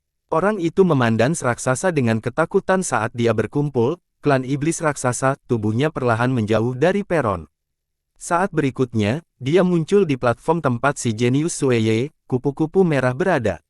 Pria dari klan iblis raksasa memandang dengan penuh minat. Orang ini mendarat di peron kupu-kupu merah, memandangnya, menggenggam tangannya, dan pergi. Dia memperhatikan bahwa kupu-kupu merah ini berada pada tahap akhir formasi jiwa. Dia bukanlah seseorang yang bisa dia ganggu. Oleh karena itu, dia melayang di udara dan melewati semua orang di sekitarnya. Dia menyerah pada lelaki tua berambut putih setelah melihatnya sekali, dan untuk pria parubaya, dia menyerah juga karena sudah ada orang lain di peron. Akhirnya, dia memilih 2 platform bersama Wang Lin dan pemuda yang matanya dipenuhi haus darah. Dia menyerah pada pemuda itu karena dia tidak terlihat seperti orang yang mau menyerah begitu saja. Hal ini dapat menyebabkan pertempuran besar dan itu bukanlah hasil yang dia inginkan. Dan Wang Lin tampak seperti seorang sarjana lemah yang tampaknya lebih mudah ditindas. Mata orang ini berbinar dan dia tiba di platform Wang Lin. Pada saat ini, bahkan pria parubaya yang sedang minum mengangkat kepalanya dan menoleh. Pria dari sekte setan raksasa juga menoleh. Ketertarikan pada matanya semakin dalam. Kupu-kupu merah terus merasa seperti dia mengenal orang berpenampilan terpelajar ini tetapi sepertinya tidak dapat mengingat apapun. Bahkan dia menoleh untuk mencoba melihat apakah dia bisa melihat sesuatu dengan melihat tekniknya. Pria muda yang dipenuhi haus darah dan pria tua berambut putih juga menoleh. Bagaimanapun, Wang Lin juga berasal dari Suzaku seperti mereka. Orang itu berdiri di peron tempat Wang Lin berada dan dengan dingin berkata, "Jika ada, silakan tinggalkan platform ini dan cari yang lain." Meskipun kualitasnya dingin, setelah mengalami performa berturut-turut, kualitasnya menurun drastis. Mata Wang Lin tenang saat dia melihat orang itu dan tidak mengucapkan kata pun. Dia pergelangan tangan dan sebuah gelang terlepas dari tangan dan berubah menjadi katak besar. Saat katak ini muncul, ekspresi orang tersebut berubah saat dia berseru, "Katak petir." Katak guntur ini hanyalah salah satu harta karun Wang Lin, jadi dia tidak takut mengungkapkannya. Barang-barang yang ada di tasnya adalah kartu seperti aslinya, jadi dia tidak keberatan menggunakan katak petir ini untuk mengintimidasi orang. Jika orang-orang melawan Wang Lin di masa depan dan bersiap menghadapi katak petirnya, maka mereka tidak akan siap menangani gerakan mematikannya yang sebenarnya. Terlebih lagi, jelas sekali bahwa kekuasaan adalah segalanya di sini. Jika dia tidak menunjukkan kekuatan yang baik, maka akan ada lebih banyak masalah di masa depan. Ini juga mengapa Wang Lin memutuskan untuk mengeluarkan katak ini. Saat katak petir muncul, membengkak dan mengeluarkan bola petir. Orang itu dengan cepat mundur ketika tangannya membentuk segel dan roda yin dan yang muncul. Roda itu menabrak bola petir. Orang tersebut mengeluarkan seteguk darah, tetapi roda yin dan yang mampu menyebabkan bola petir menyusut banyak dan memantulkannya kembali. Katak petir membuka mulutnya dan menelan bola petir, lalu memandang orang itu dengan hati-hati. Wang Lin diam-diam menghela nafas. Dia tahu bahwa setiap penggarap formasi jiwa memiliki metodenya masing-masing, terutama yang bisa datang ke sini. Roda yin dan yang itu memiliki efek penetralisir yang kuat untuk menetralisir sebagian besar bola petir. Harus dikatakan bahwa katak guntur berada pada level formasi jiwa. Meskipun masih agak jauh dari formasi jiwa tahap akhir, ia setidaknya memiliki kekuatan yang memperkuat formasi jiwa tahap menengah. Meskipun bola petirnya tidak memiliki domain, kekuatan ada di sana. Orang itu terbang sangat jauh. Dia memandang katak guntur dengan ketakutan dan tidak bisa menahan senyum pahit. Dia memegang tangannya pada Wang Lin dan tidak lagi mencoba mencari platform. Dia kemudian duduk bersila di udara. Wang Lin sangat terkejut melihat betapa rela orang ini melepaskannya, tapi dia tidak yakin apakah ini nyata atau hanya akting. Jenius dari mata Sueyu fokus pada katak guntur sebentar sebelum menarik perhatian. Pria dari klan iblis raksasa, matanya dipenuhi keinginan untuk bertarung saat dia mengangguk pada Wang Lin. Sepertinya dia mengakui kekuatan Wang Lin. Bagi lelaki tua itu, dia memutar matanya dan menariknya. Hanya pemuda dengan haus darah di matanya yang memandang katak itu dengan sedikit ketakutan. Seluruh metode budidayanya didasarkan pada serangga, sehingga dia sangat bosan dengan makhluk yang bisa mengeluarkan petir, terutama katak. Pria parubaya itu menghela nafas dan berkata, "Katak petir, Wan Er, aku melihat katak petir lagi." Sayangnya, dia bukan orang yang sama dulu. Wang Lin membayangkan kondisi tangan dan katak guntur kembali menjadi perangkap binatang. Setiap orang yang melihat ini menyukainya, tetapi mereka sesekali melihat ke arah Wang Lin. Pemandangan Wang Lin tetap tenang saat dia mengganti tangannya dan sebuah labu muncul. Dia meneguknya sebelum menundukkan kepalanya dan mulai berpikir. Tidak lama kemudian, ledakan suara terdengar dari gerbang surga. Kebisingan awalnya kecil, tetapi segera cukup untuk menyamai badai petir. Saat gemuruh berlanjut, gerbang surga perlahan terbuka. Gelombang cahaya keemasan keluar dari gerbang dan menerangi seluruh area. Setelah beberapa saat, gerbang surga terbuka sepenuhnya. Semua pembudidaya di sekitarnya berdiri dan terbang ke dalam tanpa sepatah kata pun. Mereka semua menghilang di dalam gerbang surga. Mata Wang Lin berbinar, tapi dia tidak segera masuk. Hanya setelah menunggu 5 orang dari Suzaku masuk barulah dia masuk dengan santai juga. Saat dia melewati pintu, dia merasakan aura kuat datang dari alam surga. Aura ini tidak memiliki niat membunuh dan hanya terbang melewati semua orang yang masuk. Secara bertahap, gerbang surga ditutup. Pada saat yang sama, sebuah kuali batu giok kecil muncul di hadapan Wang Lin. Dia menarik napas dalam-dalam, mengambil kuali giok, dan memasukkannya ke dalam tas pegangannya. Sebelum dia datang ke sini, dia melakukan penelitian tentang alam surga. Dia tahu bahwa ini adalah kuali balik. Di lokasi tertentu, dia dapat menghabiskan 1 jam untuk mengaktifkannya dan itu akan memungkinkan dia untuk kembali ke planet budidaya tempat dia berasal. Setelah menyimpannya, Wang Lin melihat banyak pusaran air. Ada petani yang memasukinya dan menghilang. Tubuh Wang Lin bergerak dan dia berputar-putar. Dia secara bertahap menghilang di dalamnya. Ada cahaya menyilaukan menyinari matanya dan dia merasa seperti jatuh dari langit. Namun, dia memaksakan matanya untuk tetap terbuka dan melihat sesuatu yang tidak akan pernah dia lupakan. Di bawahnya terdapat potongan-potongan pecahan emas berserakan seperti cermin yang jatuh ke tanah dan pecah. Alam surgawi bagaikan cermin yang pecah. Sekarang setelah seluruh energi spiritual surgawi telah lenyap dari alam surgawi, hanya sejumlah kecil energi spiritual tersebut yang tersisa di setiap bagian alam surgawi. Saat tubuh Wang Lin turun dengan cepat, potongannya menjadi semakin besar. Segera, Wang Lin dapat mendeteksi bahwa dia telah mendarat di sebuah pecahan di dekat tepian. Saat dia mendarat, dia dengan cepat menamparkan tasnya dan sebuah lonceng kuningan muncul di tangannya. Ini adalah salah satu dari 3 harta karun dari para penggarap kuno yang mampu dia sempurnakan. Harta karun ini memiliki kemampuan untuk mengubah ukurannya untuk memikat musuh. Setelah mendarat, Wang Lin melihat sekelilingnya dan terkejut. Tanah tidak menunjukkan tanda-tanda kehidupan. Yang ada hanya rumput mati. Gunung di puncaknya terbelah 2. Rekamannya sangat halus, sehingga terlihat jelas bahwa itu dipotong oleh seseorang. Di bawah gunung ada beberapa istana, tetapi semuanya telah berubah menjadi puing-puing. Separuh puncak lainnya telah jatuh di atas istana. Dari kejauhan, mereka tampak seperti gunung besar yang terhubung dengan gunung kecil. Ada banyak jurang maut di tanah. Beberapa di antaranya bahkan menyembur lahan melayang ke udara. Ini adalah dunia yang mati. Wang Lin terdiam dan terdiam, ini adalah alam surgawi. Meskipun mengetahui fakta bahwa alam surgawi telah hancur, bahkan ketika dia berdiri di sini, Wang Lin masih tidak dapat mempercayainya. Di zaman kuno, ketika seseorang mencapai tahap jiwa formasi, mereka akan mendengar panggilan alam surgawi. Bagi para pesaingnya, alam surgawi adalah tempat suci. Tempat suci yang tidak boleh dilanggar. Tapi sekarang Wang Lin melihat sekeliling dan tidak bisa menahan diri untuk tidak memikirkannya. Setelah beberapa saat, dia melihat istana di tempat terpencil dan bergerak ke arah itu. Meskipun tidak terlihat jauh, setelah terbang beberapa saat, Wang Lin menyadari adanya kekuatan yang datang dari langit. Gaya ini membuatnya sangat sulit mencapai kecepatan tertentu saat terbang. Wang Lin tiba di istana setelah sekian lama. Dia terguncang karena pemandangannya tetap dari dekat. Dari melihatnya, Wang Lin dapat melihat betapa kayanya alam surgawi. Satu-satunya bahan yang digunakan untuk membangun istana ini adalah batu roh.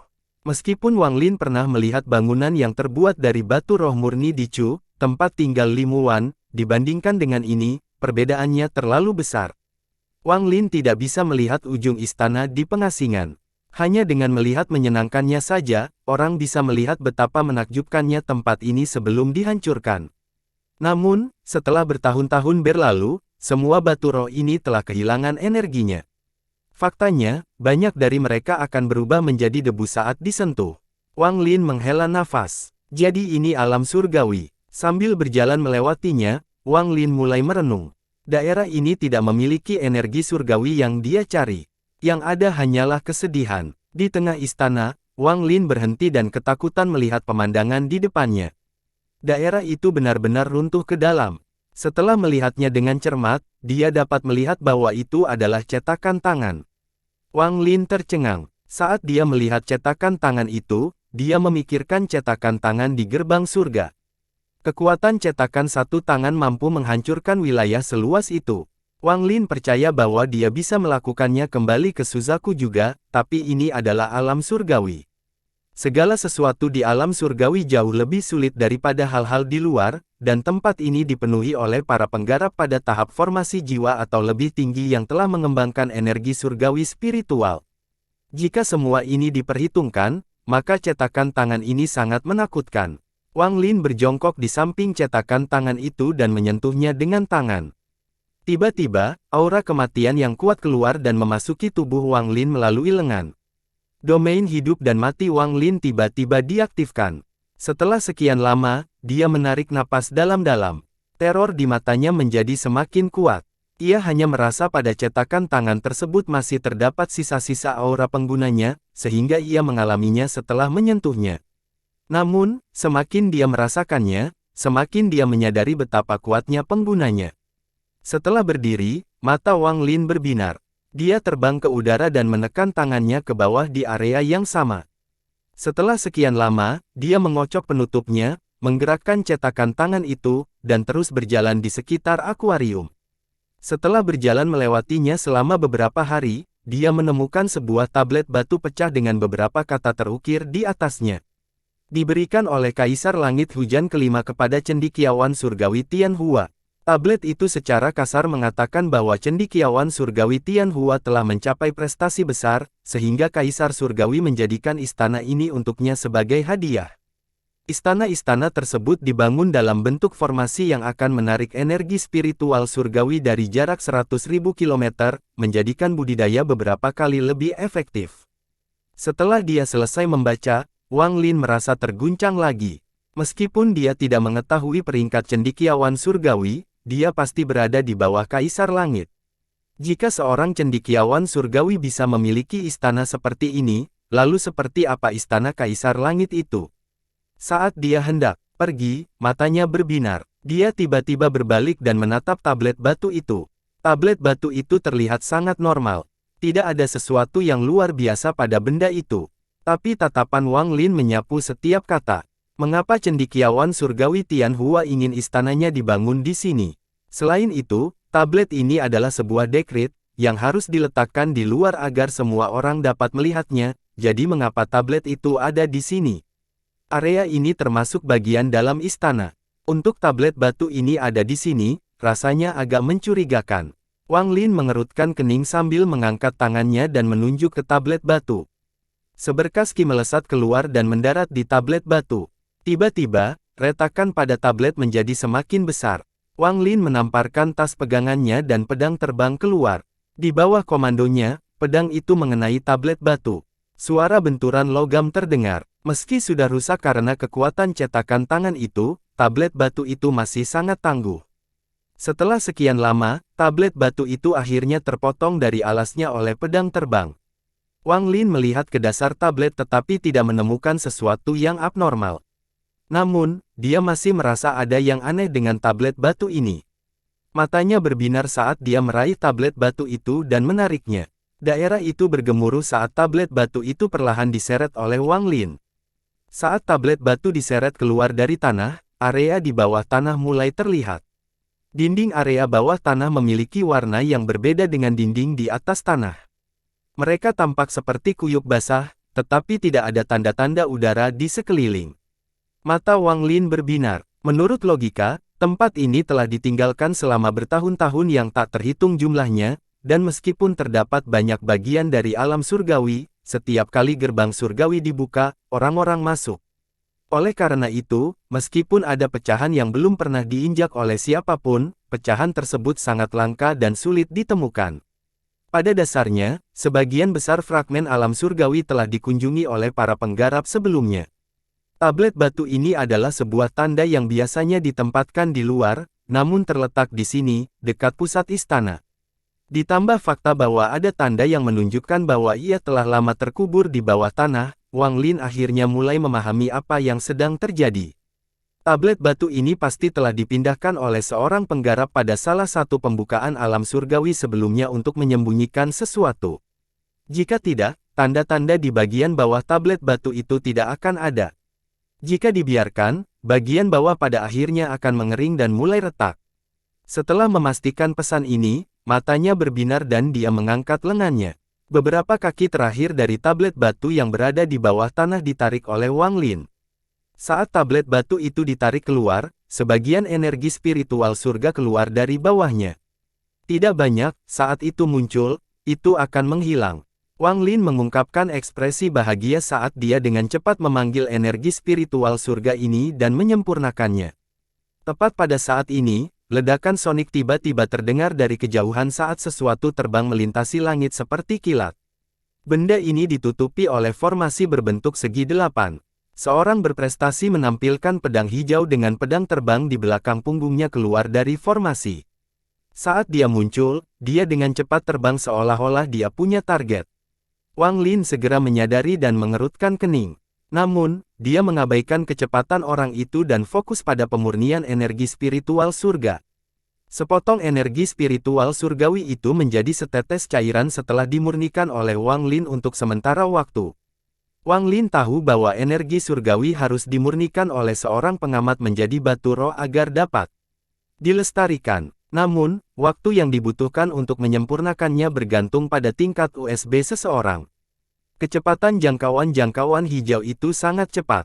Ketika dia menyadari ada sesuatu yang tidak beba berubah dan dia berteriak, "Berhenti!" Dia menggunakan beberapa teknik yang tidak diketahui dan kecepatannya menjadi lebih cepat. Wang Lin mengabaikannya, karena cahayanya yang hijau itu memiliki tingkat pesan yang sama dengannya, formasi jiwa tahap awal. Dia tidak menganggap itu sebagai ancaman sama sekali dan hanya menghitung waktu kedatangan orang itu sambil fokus pada pemurnian energi spiritual surgawi. Ketika mengayunkan sarung hijau melihat bahwa Wang Lin tidak hanya berhenti, namun dia mempercepat proses pemurnian, dia dengan marah berteriak, "Area ini ditemukan oleh Sekte Pedang Dalou saya 3000 tahun yang lalu. Jika kamu tidak berhenti sekarang, Sekte Pedang Dalouku akan datang padamu." Suara terdengar dari kejauhan.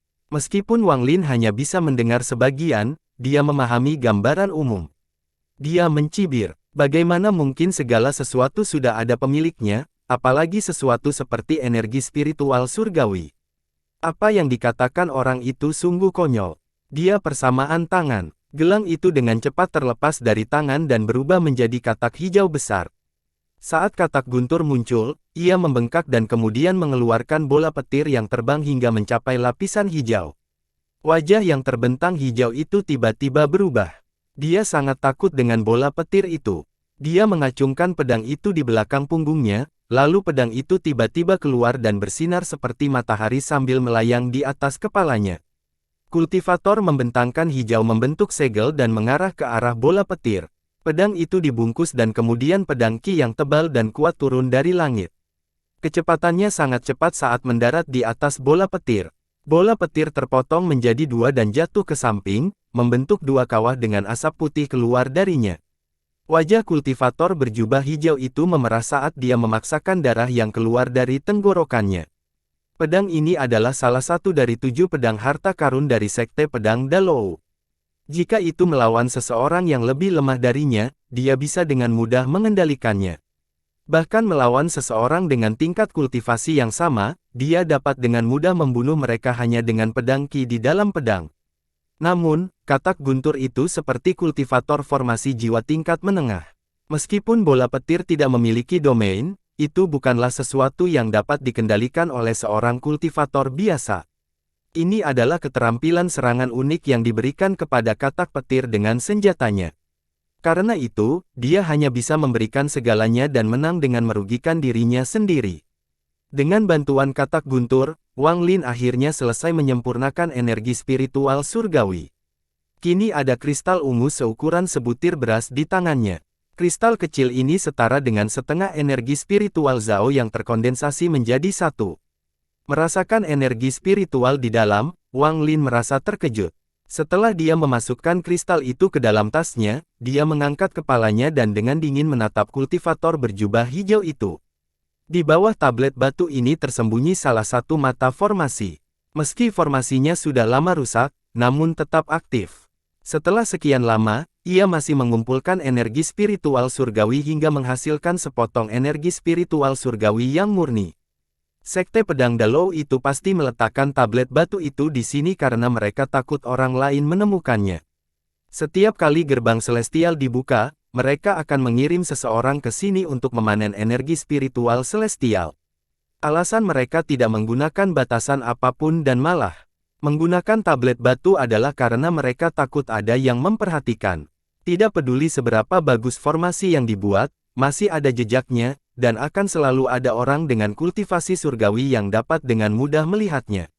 Pada akhirnya, mereka memutuskan untuk menempatkan tablet batu di sini dan tidak membatasi. Dengan cara ini, akan lebih sulit menemukannya. Wang Lin mencibir sambil meletakkan tangan kanannya di atas lubang dan mencubitnya dengan kejam. Suara berderak terdengar saat mata formasi itu pecah. Itu tidak akan pernah bisa digunakan lagi. Karena dia telah menyinggung sekte pedang Dalou ini dengan mengambil energi spiritual surgawi mereka, dia mungkin juga menghancurkan mata ini sehingga mereka tidak bisa datang ke sini untuk mengumpulkan lebih banyak dan menciptakan kultivator yang lebih kuat. Kultivator berjubah hijau menatap Wang Lin. Dia meraung, lalu menunjuk Wang Lin. Pedang itu berbalik ke arah Wang Lin dan pedang Qi yang 2 kali lebih besar dari terakhir kali jatuh dari langit seolah-olah akan membelah langit menjadi 2. Setelah mengirimkan pedang Qi ini, dia batuk darah dan tubuhnya sangat lemah. Dia bahkan tidak melihat hasilnya dan langsung pergi. Mata Wang Lin berbinar. Tanpa berkata apa-apa, dia menunjuk ke alisnya, menyebabkan keluarnya gas hitam. Gas tersebut berubah menjadi jiwa pengembara. Mereka menyerang ke depan dan bertabrakan dengan pedang Qi. Di saat yang sama, katak petir mengeluarkan suara gemuruh. Perutnya membengkak lagi dan mengeluarkan bola petir lain yang sedikit lebih besar dari yang terakhir. Mau lari, Wang Lin menamparkan tas pegangannya dan mengeluarkan sebuah bendera kecil.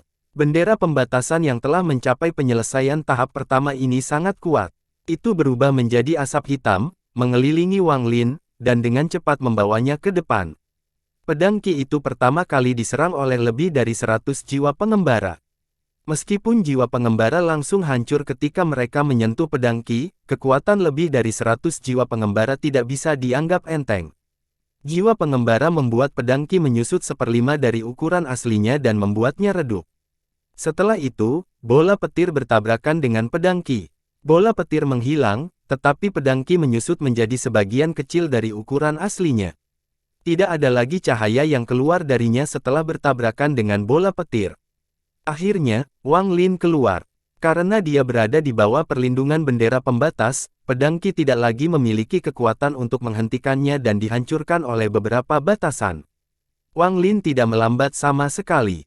Dengan perlindungan bendera pembatasan, dia menyerang kultivator berjubah hijau yang melarikan diri. Saat kultivator berjubah hijau melarikan diri, dia menyebarkan kesadaran ilahi dan terkejut dengan apa yang dilihatnya. Dia tidak akan berani percaya bahkan dalam mimpi terliarnya bahwa orang ini akan mampu menghancurkan pedangnya Qi dengan mudah. Bagaimana mungkin dia tidak kaget? Ekspresi Wang Lin tetap sama. Pedang itu sangat aneh dan memiliki pedang Qi yang sangat kuat di dalamnya. Jika bukan karena dia datang dengan persiapan penuh, dia akan terluka oleh pedang Qi hari ini. Wang Lin sekali lagi menyadari bahwa tidak ada kultivator formasi jiwa yang bisa memasuki alam surgawi yang boleh diremehkan.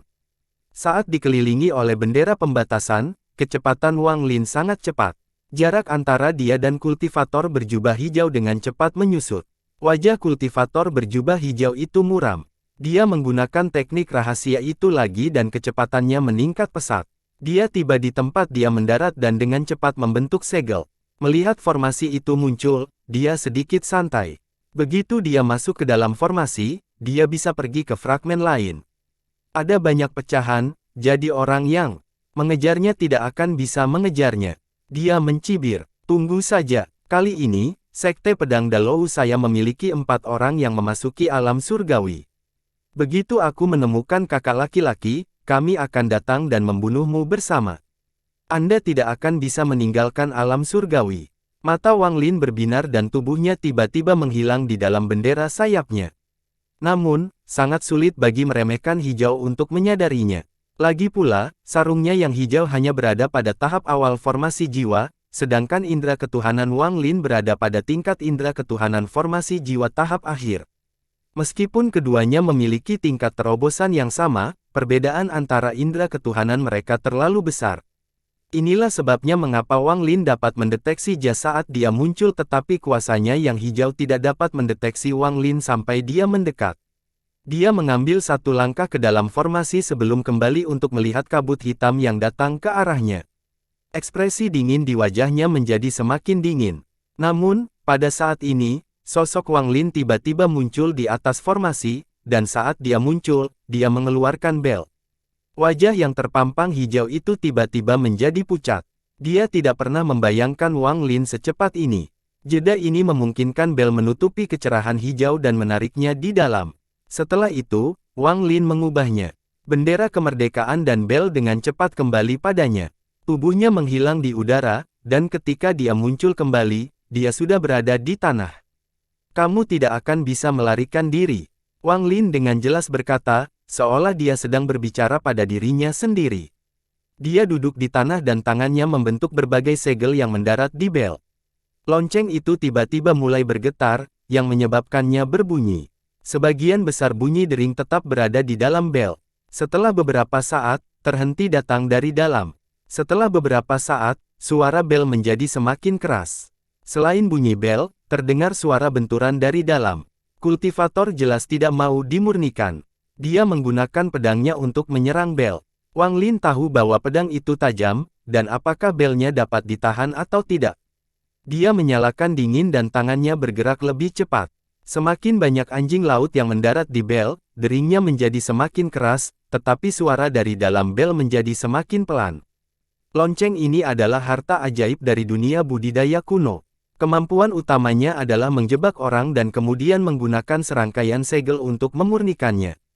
Lonceng tersebut bahkan dapat memurnikan jiwa asal, tetapi persyaratannya adalah penggunanya memiliki tingkat kultivasi yang lebih tinggi daripada orang yang terperangkap di dalam, atau mereka akan mendapat serangan balik. Setelah seorang penggarap formasi jiwa membentuk jiwa asalnya, kecuali diserang oleh banyak orang sekaligus, sulit bagi mereka untuk mati dalam pertarungan satu lawan satu. Namun, jika kultivator formasi jiwa tahap akhir bertindak, semua itu berubah. Tentu saja, jika mereka sudah sangat lemah, lain ceritanya. Sama seperti dulu, Bongkok Meng sangat lemah dan kemudian ditipu oleh Wang Lin. Pada akhirnya, dia mati di tangan emas Raja Iblis Badai. Saat segel Wang Lin mendarat di bel satu persatu, jeritan menyedihkan itu perlahan melemah sebelum akhirnya menghilang. Wang Lin terus membuat segel beberapa saat sebelum akhirnya berhenti. Dia melambaikan tangan kanannya dan belnya menyusut. Benda itu kemudian terbang ke tangannya dan dia menyimpannya. Dia tidak terburu-buru membukanya karena dia tahu bahwa meskipun penggarapnya telah meninggal, dia pasti telah melakukan semacam pembalasan sebelum kematiannya. Pembalasan seorang penggarap formasi jiwa sebelum kematian sangat menakutkan, jadi dengan kehati-hatian Wang Lin. Bagaimana dia berani memeriksanya? Dia memutuskan untuk terus menyempurnakannya selama 10 hari, setengah bulan, atau bahkan lebih lama, hingga semuanya telah disempurnakan. Langkah Wang Lin ini sangat unik. Dia berdiri. Katak petir telah berubah kembali menjadi gelang perunggu dan kembali ke pergelangan tangannya. Dia kemudian merenung sebentar. Saat dia hendak mencari bagian ini dengan hati-hati, ekspresinya tiba-tiba berubah. Dia mengeluarkan bendera larangan untuk melindungi dirinya sendiri dan segera duduk setelah melemparkan beberapa pil ke dalam mulutnya. Energi spiritual di dalam tubuhnya dengan cepat diserap oleh gelang perunggu. Setelah sekian lama, akhirnya berhenti dan Wang Lin membuka matanya. Dia melemparkan beberapa pil lagi ke dalam mulutnya dan akhirnya memulihkan seluruh energi spiritualnya. Wang Lin bergumam, awalnya, setiap 6 hari sekali, tapi sekarang menjadi 4 hari sekali. Meskipun katak petir ini berguna, namun memeliharanya membutuhkan terlalu banyak energi spiritual. Di masa depan, saya harus menuangkan energi spiritual ke dalam gelang terlebih dahulu, karena jika ini terjadi dalam perkelahian, itu akan berbahaya. Dia berdiri dan terbang menuju istana. Setelah tidak menemukan apapun di istana, dia memperluas pencariannya. Fragmen yang dia pakai tidak terlalu besar, tapi juga tidak terlalu kecil. Itu seukuran Zhao. Meskipun dia dapat menutupi keseluruhan fragmen dengan indera keilahiannya, energi spiritual surgawi bukanlah sesuatu yang dapat dideteksi oleh indera keilahiannya kecuali dia berada di dekatnya. Wang Lin menghabiskan 1 bulan mencari fragmen ini. Ia menemukan bahwa selain istana itu, tidak ada bangunan lain di sekitarnya. Ada banyak lubang di tanah yang dengan jelas menunjukkan perjuangan yang dialami makhluk surgawi ketika alam surgawi runtuh. Suatu hari, Wang Lin tiba di satu-satunya gunung lain di pecahan itu. Namun bentuk gunung ini sangat aneh. Itu tampak seperti kunci besar. Gunung ini dalam kondisi bagus, namun semua pohon di atasnya sudah lama mati. Ketika Wang Lin menyentuh dahan di salah satu pohon, dahan itu langsung berubah menjadi debu.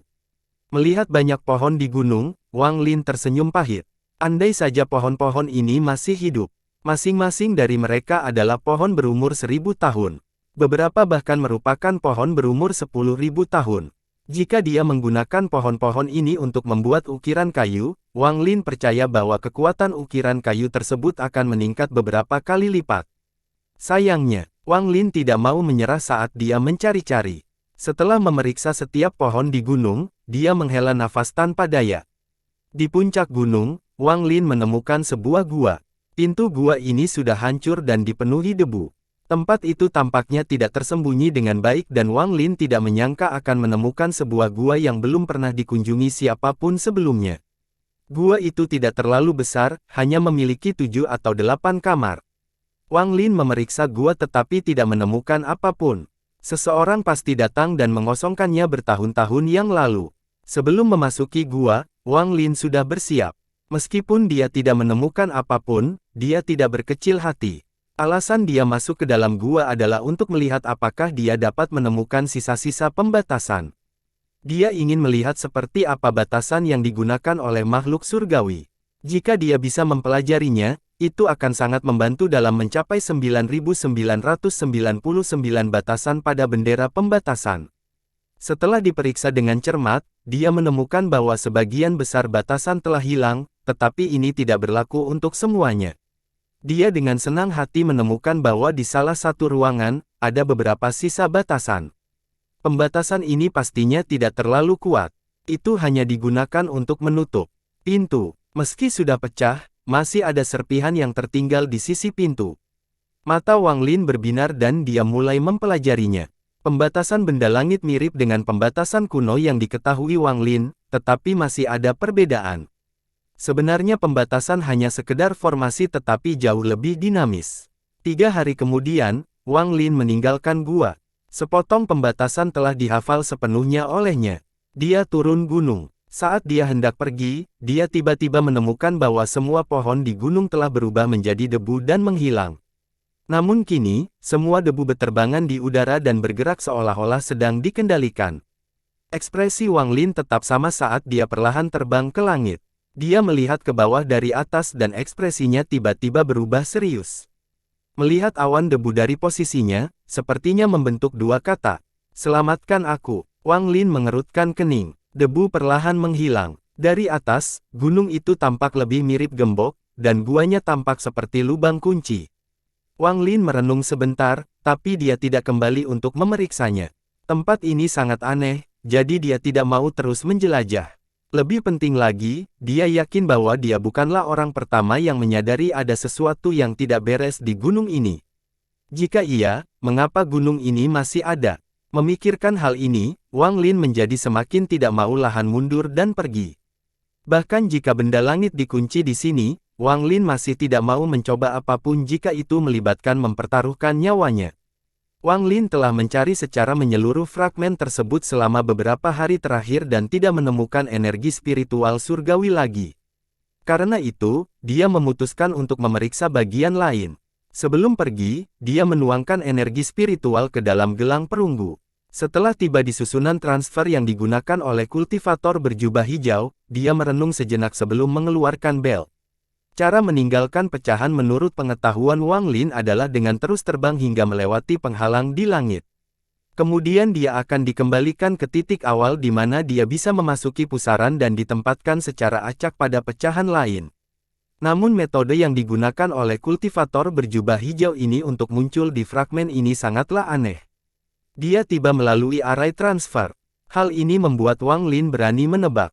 Beberapa sekte kuno mampu membuat beberapa susunan transfer setelah memasuki alam surga berkali-kali. Susunan transfer ini akan memungkinkan para murid sekte itu untuk melakukan perjalanan di antara fragmen-fragmen yang pernah dikunjungi sekte tersebut sebelumnya. Mata Wang Lin berbinar. Dia melemparkan bel di depannya dan mulai membentuk lebih banyak segel. Setelah 2 hari lagi, Wang Lin memperkirakan bahwa meskipun kultivator formasi jiwa ini telah melakukan pembalasan setelah kematian, itu sudah hampir hilang sekarang. Memikirkan hal ini, dia melambaikan tangan kanannya dan belnya perlahan membesar. Dengan keras, asap berwarna pelangi keluar dari bagian bawah bel saat bel terbuka. Wang Lin melihat bahwa di dalam, hanya ada tas berisi pegangan dan pedang. Tapi tiba-tiba, pedang itu berdengung dan seberkas sinar pedang Qi seukuran lengan ditembakkan. Wang Lin mencibir. Dia menunjuk dengan jarinya dan pedang Qi menghilang.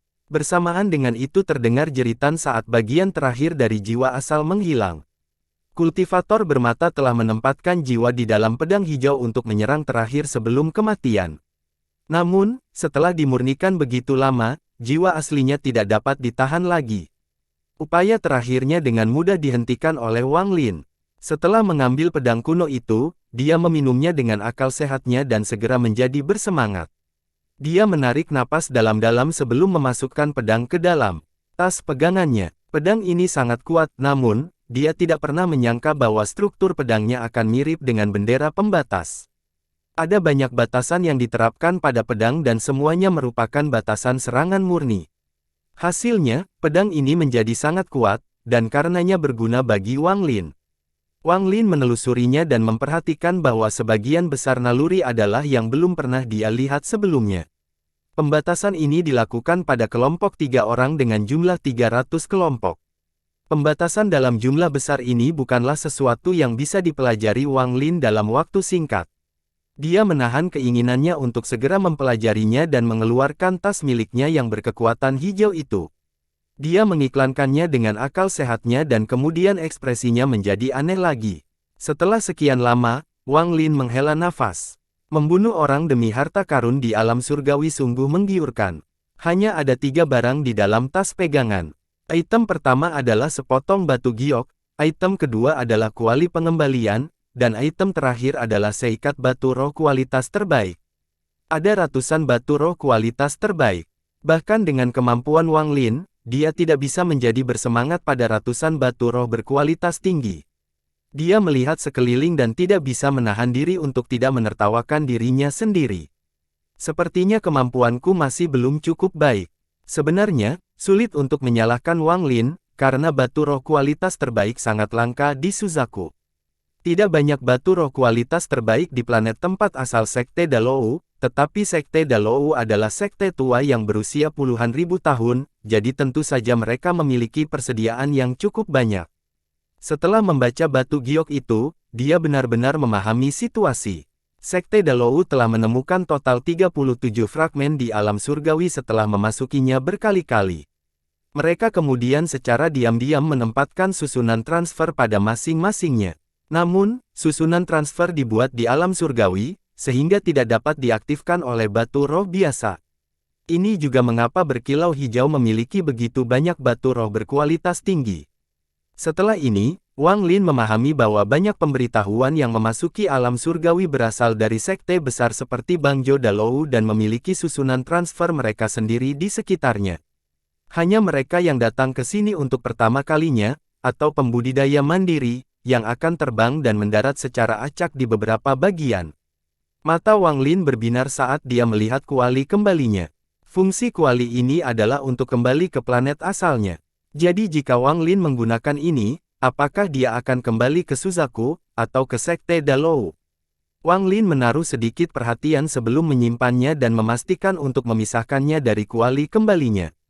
Jika dia secara tidak sengaja menggunakan yang salah dan benar-benar dipindahkan ke Sekte Dalou, itu akan sangat berbahaya. Setelah menyelesaikan semua ini, Wang Lin melemparkan batu giok yang dia pegang ke depan dan memindahkannya dengan akal sehatnya.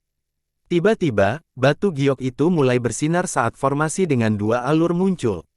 Jelas sekali, alur kedua ini ditujukan untuk batu roh. Tanpa kata pun, Wang Lin mengeluarkan 2 batu roh kualitas terbaik dan akurat melemparkannya ke dalam alur. Formasi itu mulai bergerak ketika batu giok itu bersinar lebih terang. Gambar peta akhirnya muncul. Kurung tutup. Gambar ini tidak asing bagi Wang Lin, itu adalah pemandangan yang sama yang dilihat semua orang saat mereka turun ke alam surgawi, yang sekarang tampak seperti cermin yang pecah. Dalam gambar ini, terdapat 37 fragmen yang bersinar, menciptakan kontras terhadap fragmen abu-abu yang tak terhitung jumlahnya. Wang Lin melihat gambar itu dan mengingat kembali pecahan tempat dia jatuh. Matanya dengan cepat bergerak dan menemukan di mana dia berada saat ini. Tangannya menunjuk ke salah satu pecahan itu. Gambar itu menghilang dan formasi diaktifkan, lalu sosok Wang Lin menghilang. Di salah satu pecahan di ujung alam surgawi, angin sangat kencang dan ada celah besar di langit. Angin dingin bertiup dari celah dan masuk ke dalam pecahan itu. Seolah-olah seluruh fragmen terselubung dalam kekuatan celah tersebut. Tempat ini tidak memiliki gunung, itu tampak seperti gurun. Tempat ini awalnya memiliki gunung dan sungai, tetapi setelah runtuhnya alam surgawi, salah satu harta surga jatuh ke sini dan menciptakan keretakan itu. Adapun harta karun itu, hancur setelah menciptakan celah dan berubah menjadi angin kencang yang bertiup melintasi pecahan itu. Pada saat ini, di tengah angin kencang ini, sebuah formasi muncul di langit. Formasi tersebut membentuk pilar cahaya yang menghalangi angin, namun pilar tersebut bergetar hebat. Seolah-olah itu bisa pecah kapan saja. Sosok Wang Lin muncul dalam formasi. Dia melihat sekeliling dan mengerutkan kening. Fragmen ini terlalu berbeda dari yang terakhir dia lihat. Jika yang satu itu dianggap relatif utuh, maka yang ini sudah hancur total. Menurut logika, seharusnya tidak ada alasan bagi Sekte Dalou untuk menempatkan formasi di sini.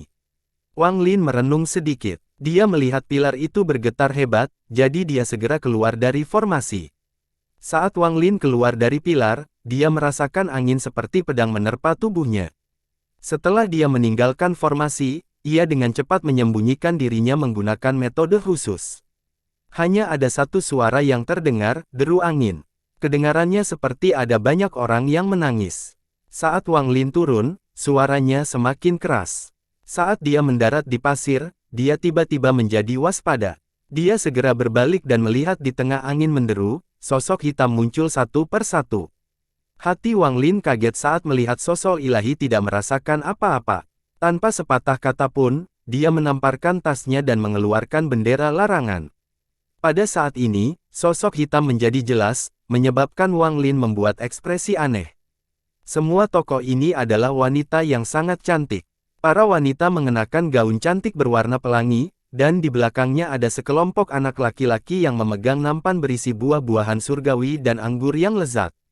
Ada orang-orang yang berbicara dan tertawa saat mereka berjalan menuju Wang Lin. Wang Lin mengerutkan kening lebih keras. Dia melihat orang-orang ini sedang berbicara tetapi tidak mendengar suara apapun dari mereka. Lingkungan sekitar masih dipenuhi dengan deru angin dan tidak ada yang lain. Lambat laun, orang-orang ini semakin dekat, lalu Wang Lin memperhatikan sosok hitam yang muncul di atas mereka. Sosok-sosok ini adalah para pemuda yang terbang di atas awan. Mereka tampak seperti sedang menjaga para wanita ini saat mereka mengamati sekeliling mereka. Wang Lin menarik napas dalam-dalam dan melepaskan bendera larangannya. Orang-orang itu sekarang ada di depannya. Dia tidak mengelak atau menghindarinya, dia membiarkan mereka berjalan melewatinya. Salah satu anak laki-laki langsung berjalan melewati tubuh Wang Lin. Setelah sekelompok orang ini berada di kejauhan, Wang Lin tersenyum pahit. Dia sudah menyadari bahwa orang-orang ini tidak nyata. Itu hanyalah ilusi. Dia menduga ada kekuatan misterius pada pecahan ini yang dapat menciptakan ilusi pemandangan dari alam surgawi sebelum hancur. Wang Lin memandang orang-orang yang baru saja pergi dan merasa sedih. Orang-orang itu pastilah orang-orang penting pada masanya, tapi sekarang semuanya lenyap begitu saja, dan satu-satunya yang tersisa hanyalah ilusi. Apa sebenarnya yang terjadi pada alam surgawi hingga menghancurkannya hingga tingkat ini? Pertanyaan ini sekali lagi muncul di benak Wang Lin. Setelah merenung sebentar, dia mengikuti ilusi itu. Orang-orang ini berjalan semakin jauh, hingga akhirnya berhenti di suatu lokasi. Wang Lin melihat dari kejauhan dan tiba-tiba menyadari pemandangannya berubah. Sebuah bangunan tiba-tiba muncul. Ada banyak meja di dalamnya dengan buah-buahan dan anggur diletakkan di atasnya. Ada beberapa orang yang duduk mengelilingi meja sambil berbicara satu sama lain. Sesekali, mereka akan melambaikan jari mereka dan teknik akan tampak seolah-olah mereka sedang berdebat tentang sesuatu. Wang Lin menyaksikan adegan ini dan secara khusus memperhatikan semua teknik yang ditampilkan. Dia menarik napas dalam-dalam. Orang-orang ini tidak menggunakan nyanyian atau segel apapun, mereka hanya melambaikan tangan untuk menggunakan teknik. Seolah-olah kekuatan surga ada di telapak tangan mereka dan dapat digunakan sesuai keinginan mereka. Salah satu orang tiba-tiba berdiri dan dengan marah meneriaki seseorang. Kemudian tangannya terulur dan menciptakan bola raksasa berwarna ungu. Dia menunjuk ke atas dan bola petir ungu perlahan naik ke langit. Wang Lin mengikuti bola cahaya, tetapi pada saat yang sama, langit cerah tiba-tiba berubah menjadi gelap. Bercak cahaya hitam mengepal dan menghantam bola petir ungu. Bola petir tiba-tiba pecah dan kepalan petir turun tanpa melambat. Ekspresi orang-orang di dalam tiba-tiba berubah. Dua orang merespons dengan cepat dan keluar untuk memeriksa, tetapi tinju yang terbuat dari petir telah turun. Kekuatan satu pukulan itu langsung melenyapkan tubuh semua makhluk surgawi di dalamnya, bersama dengan bangunannya. Hanya dua orang yang terbang mampu melindungi diri mereka dengan cahaya berwarna pelangi. Ekspresi keduanya berubah drastis, dan pada saat ini, pedang Ki biru terbang melintasi langit dan menciptakan celah raksasa. Gelombang angin dingin bertiup keluar dari celah tersebut. Tak lama kemudian, sebuah tangan raksasa muncul di langit dan dengan lembut menjepit pedang di dalam pedang biru Ki. Pedang itu hancur dan menghilang ke dalam celah, tapi gagang pedangnya tidak hancur, itu terus terbang melintasi langit. Kemudian ilusi itu berubah. Kali ini, banyak makhluk surgawi terbang ke langit dengan wajah dipenuhi amarah. Tapi pada saat ini, tangan yang menghancurkan pedang itu berputar dan jatuh ke tanah. Sinar cahaya perak tiba-tiba terbang keluar dari tangan dan menuju ke arah Wang Lin. Wang Lin asyik dengan adegan ini dan tiba-tiba terkejut. Saat cahaya perak muncul, dia menjadi waspada dan membuang jebakan binatang itu.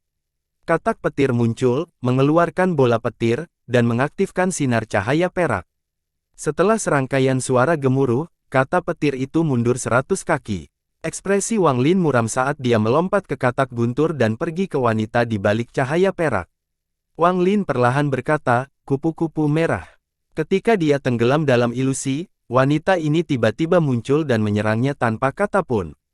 Jika kesadaran ilahi Wang Lin belum mencapai tingkat formasi jiwa tahap akhir, maka dia akan berpikir bahwa cahaya perak adalah bagian dari ilusi dan akan tersebar di tempat. Ekspresi kupu-kupu merah terasa dingin ketika dia menatap Wang Lin dan berkata, kamu memang mengenalku. Bicaralah, siapa kamu sebenarnya? Ekspresi Wang Lin tetap tenang saat dia berkata, siapa yang tidak tahu kejeniusan Sue Yu? Kupu-kupu merah dengan dingin berkata, tidak mau menyatakan. Maka sebaiknya kamu tetap di sini selamanya. Dengan itu, dia mengangkat tangan dan seberkas cahaya perak muncul di telapak tangan. Dia dengan dingin menatap Wang Lin. Wang Lin tertawa terbahak-bahak. Mata berbinar dan dia berkata, saya mendengar kupu-kupu merah berhasil mencapai tahap akhir formasi jiwa hanya dalam 100 tahun. Meski 100 tahun bukanlah waktu yang lama, itu adalah seumur hidup bagi manusia. Aku ingin tahu, apakah orang tuamu masih hidup? Kupu-kupu merah mengerutkan kening. Dia menemukan cahaya perak di tangan dan kemudian langit tiba-tiba tertutup bintik cahaya perak. Cahaya mulai menyinari Wang Lin. Wang Lin menamparkan katak petir itu, lalu membengkak dan mengeluarkan bola cahaya. Bola petir melayang ke udara, lalu Wang Lin berteriak, meledak. Tiba-tiba, bola petir meledak dan sinar petir menghalangi titik cahaya perak. Ini memberikan waktu bagi Wang Lin untuk mundur dengan cepat. Adapun katak guntur, setelah menyiarkan bola petir, ia dengan cepat mundur bersama Wang Lin. Saat Wang Lin mundur, dia berteriak, kupu-kupu merah, apakah orang tuamu punya anak lain? Jika tidak, bukankah itu berarti tidak ada orang yang mengirim mereka pergi? Itu berarti kamu kurang berbakti. Kupu-kupu merah mengerutkan kening lagi saat dia dengan dingin menatap Wang Lin dan menyerangnya. Dia mengayunkan tangan dan pedang terbang tiba-tiba muncul di atas kepalanya. Pedang itu terbang ditembakkan setelah Wang Lin dengan kecepatan terbang beberapa kali lipat. Ada petunjuk adanya domain di dalam pedang terbang itu. Pedang itu terbang berisi domain tanpa emosi yang begitu kuat sehingga kepingan salju mulai muncul di sekitar pedang.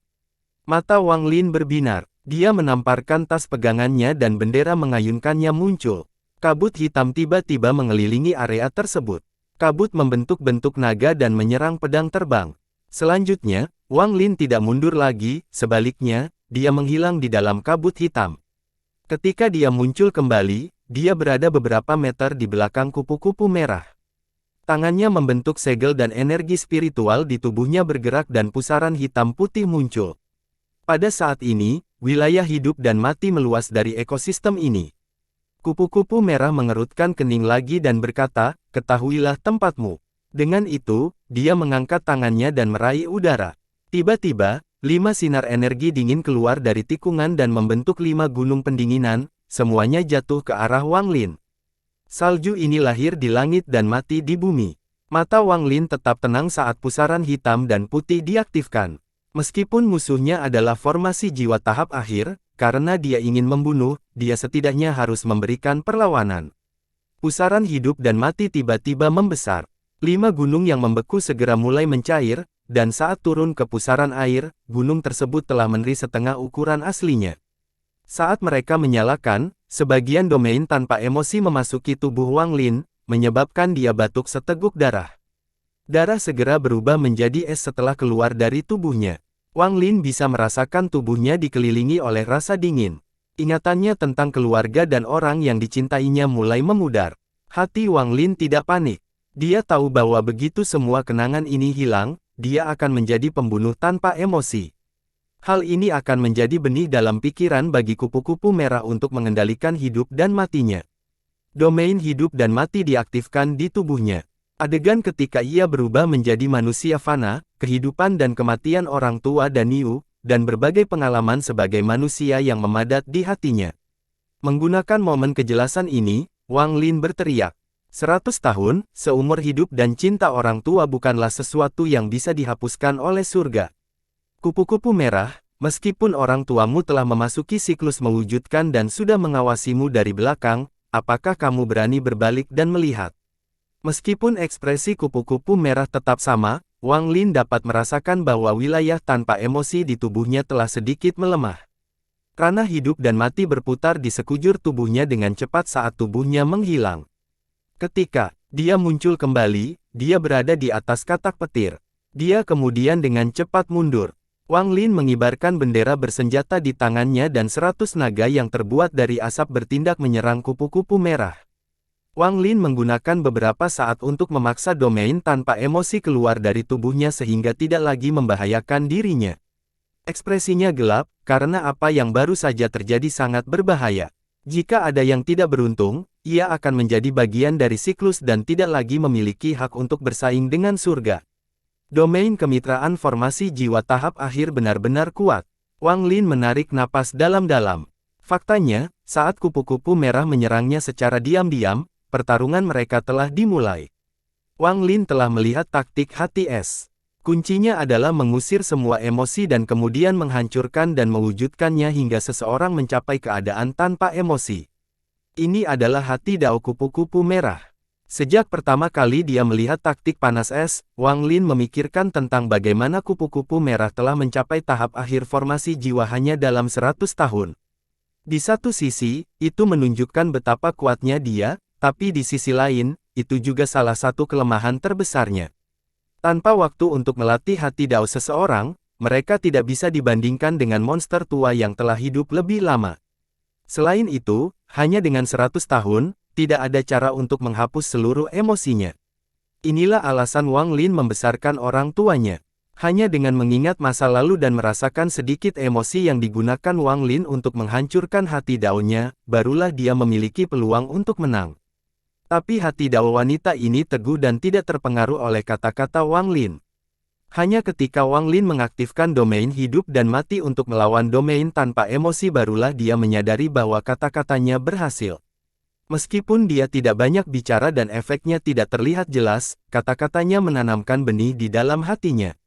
Jika dia tidak bisa menghilangkan benih ini, dia tidak akan pernah mencapai tahap transformasi jiwa.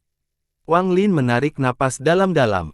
Ia tahu dengan bakat kupu-kupu merah, benih ini tidak akan bertahan lama.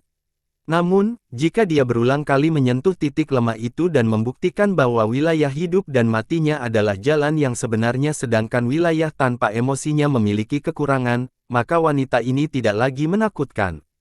Kupu-kupu merah tidak peduli dengan naga-naga yang menyerbu ke arahnya. Saat naga mendekat, jiwa asal kupu-kupu merah keluar dan dia melambaikan tangannya. Cincin cahaya biru melebar dan kemudian semua naga berubah menjadi es. Dia menatap ke arah di mana Wang Lin mundur dan matanya menjadi lebih dingin. Dia mengerti apa maksud Wang Lin. Awalnya, itu tidak akan menjadi masalah, tapi domain Wang Lin sangat aneh. Dia berhasil mendapatkan sepotong kehidupan dan kematian dari siklus reinkarnasi. Saat pegunungan bersalju mendarat di pusaran, dia dengan jelas merasakan wilayah hidup dan mati memasuki tubuhnya, menyebabkan kenangan masa lalu teringat kembali. Meskipun dia dapat dengan cepat menghapus gambar-gambar itu, kata-kata Wang Lin masuk ke telinganya. Bahkan jika mereka telah memasuki siklus reinkarnasi, mereka mengawasimu dari belakang. Saat kata-kata itu keluar, ingatan kupu-kupu merah menjadi kacau. Meskipun hanya butuh beberapa saat baginya untuk membereskannya, dia juga melewatkan kesempatan untuk membunuhnya. Seorang kultivator formasi jiwa tahap awal, tapi dia memang menarik untuk mencoba menghancurkan hati Dao saya. Orang ini tidak bisa dibiarkan hidup. Mata Red Butterfly kembali normal dan dia mengejar Wang Lin. Saat Wang Lin berlari, dia melambaikan tangannya dan menyingkirkan katak petir itu. Namun, kecepatan kultivator formasi jiwa tahap akhir jauh di atas kecepatan kultivator formasi jiwa tahap awal. Segera, dia merasakan energi dingin muncul di belakangnya. Wang Lin menarik napas dalam-dalam. Saat dia hendak melarikan diri, pikirannya tiba-tiba menjadi kosong dan dia teringat cetakan tangan raksasa yang dia lihat di istana. Dia mencoba memahaminya tetapi pada akhirnya gagal. Saat dia berlari, gambaran sidik jari itu menjadi semakin jelas di benaknya. Dia tiba-tiba teringat ilusi yang diperlihatkan padanya, khususnya cetakan tangan yang menghancurkan pedang dan turun ke tanah.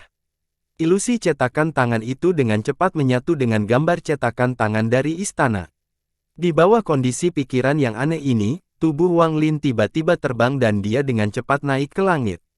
Kupu-kupu merah mencibir sambil mengejarnya dan berpikir, tidak masalah jika kamu berlari ke depan atau ke atas, kamu tidak akan bisa lolos semudah itu. Wang Lin naik ke langit dan tiba-tiba berhenti. Dia melihat ke tanah seolah dia menyadari sesuatu dan dengan lembut menekannya dengan tangannya. Tiba-tiba, langit menjadi gelap dan berbagai aliran energi berkumpul di bawahnya, membentuk telapak tangan raksasa tepat di bawah Wang Lin. Telapak tangan menekan ke arah Wang Lin. Untuk pertama kalinya, ekspresi kupu-kupu merah berubah. Dia ingin menghindar, tetapi telapak tangannya sangat besar dan tiba dengan sangat cepat. Ia menembus tubuh kupu-kupu merah dan mendarat di tanah, menciptakan gelombang debu. Dia terkejut dan segera memeriksa tubuhnya dan menemukan tidak ada yang salah. Dia tidak tahu bahwa telapak tangan Wang Lin ini tidak memiliki kekuatan dan hanya dia yang mencoba memahami cetakan tangannya. Setelah membuang telapak tangan, semua energi spiritual di dalam tubuh Wang Lin menghilang. Karena jebakan binatang buas, dia cukup terbiasa dengan situasi ini, jadi dia segera memakan beberapa pil. Sebelum pilnya benar-benar larut, dia mengeluarkan batu gioknya, membuka formasi, dan secara acak memilih lokasi. Saat kupu-kupu merah mengangkat kepalanya, Wang Lin sudah menghilang. Kilatan rasa dingin muncul di matanya. Orang ini memiliki akses ke transfer array, jadi identitasnya pasti tidak normal. Selain itu, hati daunnya kuat, dia sangat berhati-hati, memiliki domain yang aneh, dan harta sihir yang jumlahnya tak ada habisnya. Dia pasti murid paling elit di negara budidaya peringkat 5, mata kupu-kupu merah berbinar saat dia berbalik dan terbang ke kejauhan, mencari energi surgawi spiritual. Wang Lin tidak hati-hati memeriksa bagian yang dia datangi kali ini, dia secara acak memilih satu. Ketika dia tiba, dia terkejut.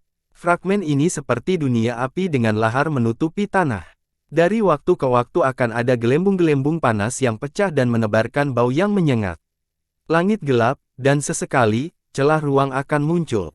Wang Lin melayang di udara saat dia melihat sekeliling.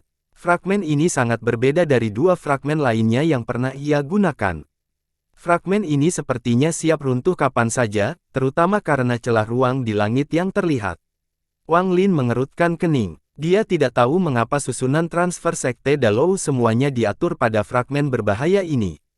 Apakah ini berarti semakin berbahaya pecahannya, semakin banyak pula energi spiritual celestial yang dimilikinya? Wang Lin terbang keluar dari susunan transfer dengan pertanyaan-pertanyaan ini di pemikirannya. Dia memancarkan perasaan ilahi saat dia terbang ke bawah untuk menghindari keretakan ruang. Semuanya baik-baik saja sampai dia berada 100 kaki dari tanah dan celah ruang diam-diam muncul di sekitarnya. Wang Lin terkejut karena akal ilahi tidak menyadarinya sekalipun. Namun, dia bukanlah orang baru di dunia terintimidasi, jadi dia bisa bereaksi dengan cepat. Saat celah spasial muncul, dia mampu memaksa tubuhnya untuk bergerak ke samping. Kereta muncul dengan cepat tetapi menghilang dengan cepat. Hampir pada saat ia muncul, ia menghilang. Dahi Wang Lin dipenuhi keringat dingin saat dia melihat ke sekitarnya. Sebagian besar pakaiannya telah hilang seolah dimakan. Dia dengan hati-hati melihat sekelilingnya. Pada saat ini, besarnya bahaya dalam pecahan ini bisa menyamai tanah dewa kuno. Munculnya memuatkan ruang itu terlalu menakutkan. Wang Lin bahkan tidak bisa mendeteksinya sebelumnya. Wang Lin berpikir sedikit sebelum turun perlahan. Dia menghabiskan 1 jam penuh untuk menuruni ketinggian 100 kaki itu. Posisi ini merupakan ketinggian yang relatif aman. Tidak banyak celah ruang yang muncul pada ketinggian ini dan panas dari lava tidak terlalu kuat. Tapi kehati-hatian Wang Lin tidak berkurang sedikit pun saat dia perlahan bergerak maju. Dia ingin melihat mengapa Dalou Sekte menempatkan transfer array di sini. Lingkungan sekitar tidak sepenuhnya sunyi. Suara terdengar dari tanah sesekali, atau gelembung panas akan pecah. Dengan suara-suara yang saling terkait satu sama lain, membuat orang merasakan panas di hati mereka. Saat dia terbang, Wang Lin secara bertahap mempelajari lanskap dari fragmen ini. Fragmen ini tidak terlalu besar. Faktanya, itu adalah fragmen terkecil dari 3 fragmen yang dia kunjungi sejauh ini. Selain lubang di tanah tenggara, tidak ada hal lain yang aneh dari pecahan ini. Setelah sekian lama, Wang Lin tiba di atas lubang. Dia melihat ke bawah dan melihat lubang di dalamnya gelap gulita. Dia merenung sebentar dan tidak masuk dengan sembarangan. Sebaliknya, dia menghabiskan beberapa hari untuk mencari seluruh bagian secara menyeluruh untuk memastikan tidak ada yang abnormal sebelum tiba di lubang itu lagi. Matanya berbinar, dan saat dia hendak masuk, sebuah cahaya muncul di langit saat susunan transfer muncul di udara. Wang Lin mengungkapkan ekspresi gembira. Dia hanya khawatir untuk masuk, tapi jika ada orang lain yang mau masuk sebelum dia, itu akan jauh lebih aman baginya. Pada saat ini, 2 sosok muncul di dalam susunan transfer dan masing-masing memiliki pedang di belakang punggungnya. Setelah mereka berjalan, salah satu dari mereka langsung berkata, "Adik ke-6, ini pertama kalinya kamu ke sini, jadi kamu harus memperhatikan celah ruang. Ingatlah untuk selalu mengaktifkan taktik pencarian lengkap." Orang di sampingnya dengan cepat mengangguk, lalu mereka berdua dengan hati-hati terbang menuju lubang.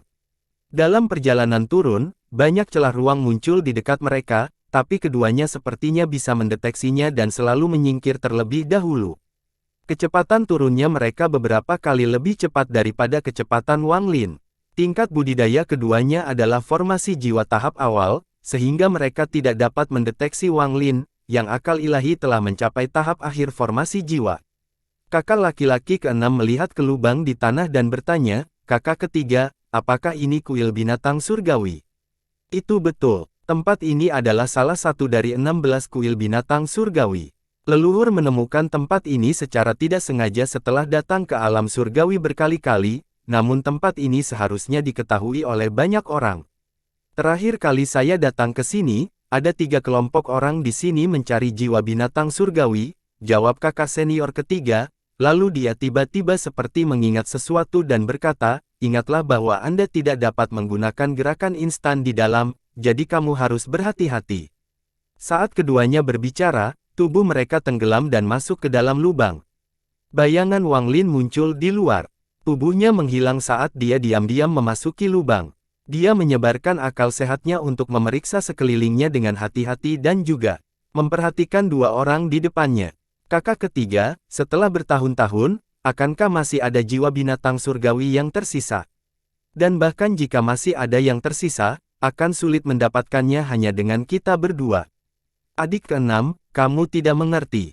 Jika masih ada jiwa binatang surgawi yang tersisa, mereka akan menjadi sangat lemah karena kurangnya energi spiritual surgawi yang bisa mereka makan. Begitu kami menemukannya dan membawanya kembali ke sekte, kami akan melakukan perbuatan besar untuk sekte tersebut. Saat itu, leluhur dapat menemukan jiwa binatang surgawi di sini, menyatukan planet Dalou, dan membuat sekte Dalou terkenal. Wang Lin menjadi bersemangat saat mendengarkan mereka berdua berbicara. Meskipun dia tidak tahu apa itu kuil binatang surgawi, berdasarkan nama dan apa yang mereka berdua katakan, dia punya tebakannya sendiri tentang apa itu. Tempat ini seharusnya menjadi rumah bagi makhluk surgawi di alam surgawi. Tidak semua makhluk surgawi mati dalam bencana tersebut dan beberapa masih terus berkembang biak. Inilah mengapa tempat ini memiliki susunan transfer. Mata Wang Lin berbinar saat dia mengikuti di belakang mereka. Lubang ini tidak terlalu dalam, jadi mereka segera mendarat di tanah. Keduanya dengan cepat terbang ke depan setelah mendarat. Wang Lin menyebarkan akal sehatnya dan terkejut. Tempat ini adalah gua yang sangat besar. Strukturnya seperti sarang lebah dengan banyak pintu masuk. Dia merenung sedikit sebelum terbang menuju salah satu pintu masuk. Pintu masuk ini persis dengan yang dimasuki dua orang sebelum dia. Saat dia terbang, dia tiba-tiba berhenti ketika dia melihat dengan perasaan ilahi bahwa dua orang di depannya telah berhenti sekitar 100 kaki di depannya. Di depan keduanya ada patung batu setinggi sekitar belasan kaki. Patung batu ini adalah patung binatang mirip burung yang sangat besar. Saat itu, leluhur menemukan jiwa binatang surgawi di sini. Saudara magang junior, lindungi aku selagi aku mengumpulkan energi spiritual surgawi di sekitar sini. Setelah adik laki-laki keenam mendengar itu, dia dengan cepat mengangguk, lalu sebilah pedang terbang dari punggungnya dan melayang di atas kepalanya. Dia dengan hati-hati mengamati sekelilingnya. Jika ada yang aneh, dia akan segera menyadarinya. Kakak laki-laki ketiga memandang adik laki-laki keenam dengan ekspresi puas dan menarik napas dalam-dalam. Setelah menggunakan beberapa teknik yang tidak diketahui, pembuluh darah di tangannya muncul saat dia mendorong patung batu itu. Setelah serangkaian suara gemuruh, patung batu itu didorong ke samping dan wajahnya menjadi pucat. Dia segera mundur beberapa langkah dan menggerakkan tangannya, lalu hembusan angin muncul dan bertiup ke atas patung itu. Patung batu itu bergerak lagi, memperlihatkan lubang seukuran kepalan tangan di tanah. Sepotong energi spiritual surgawi keluar dari lubang tersebut.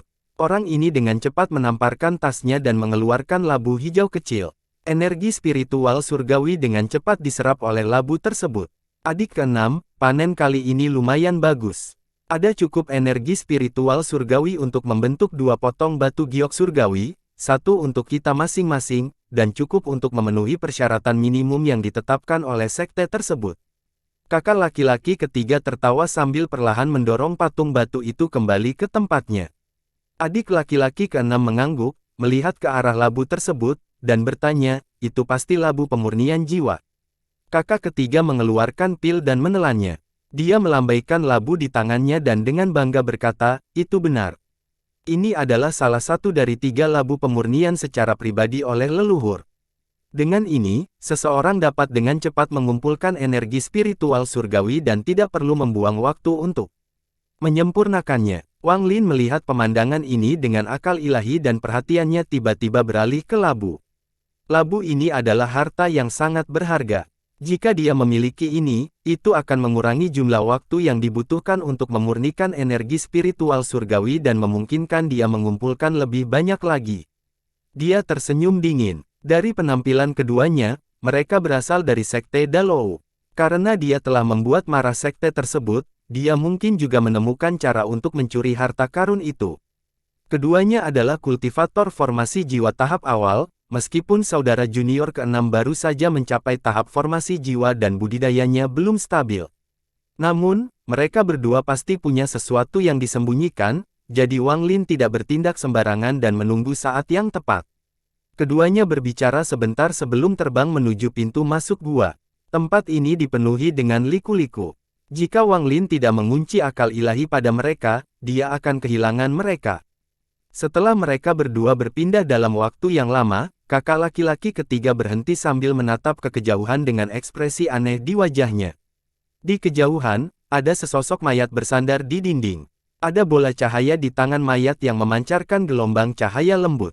Bersambung.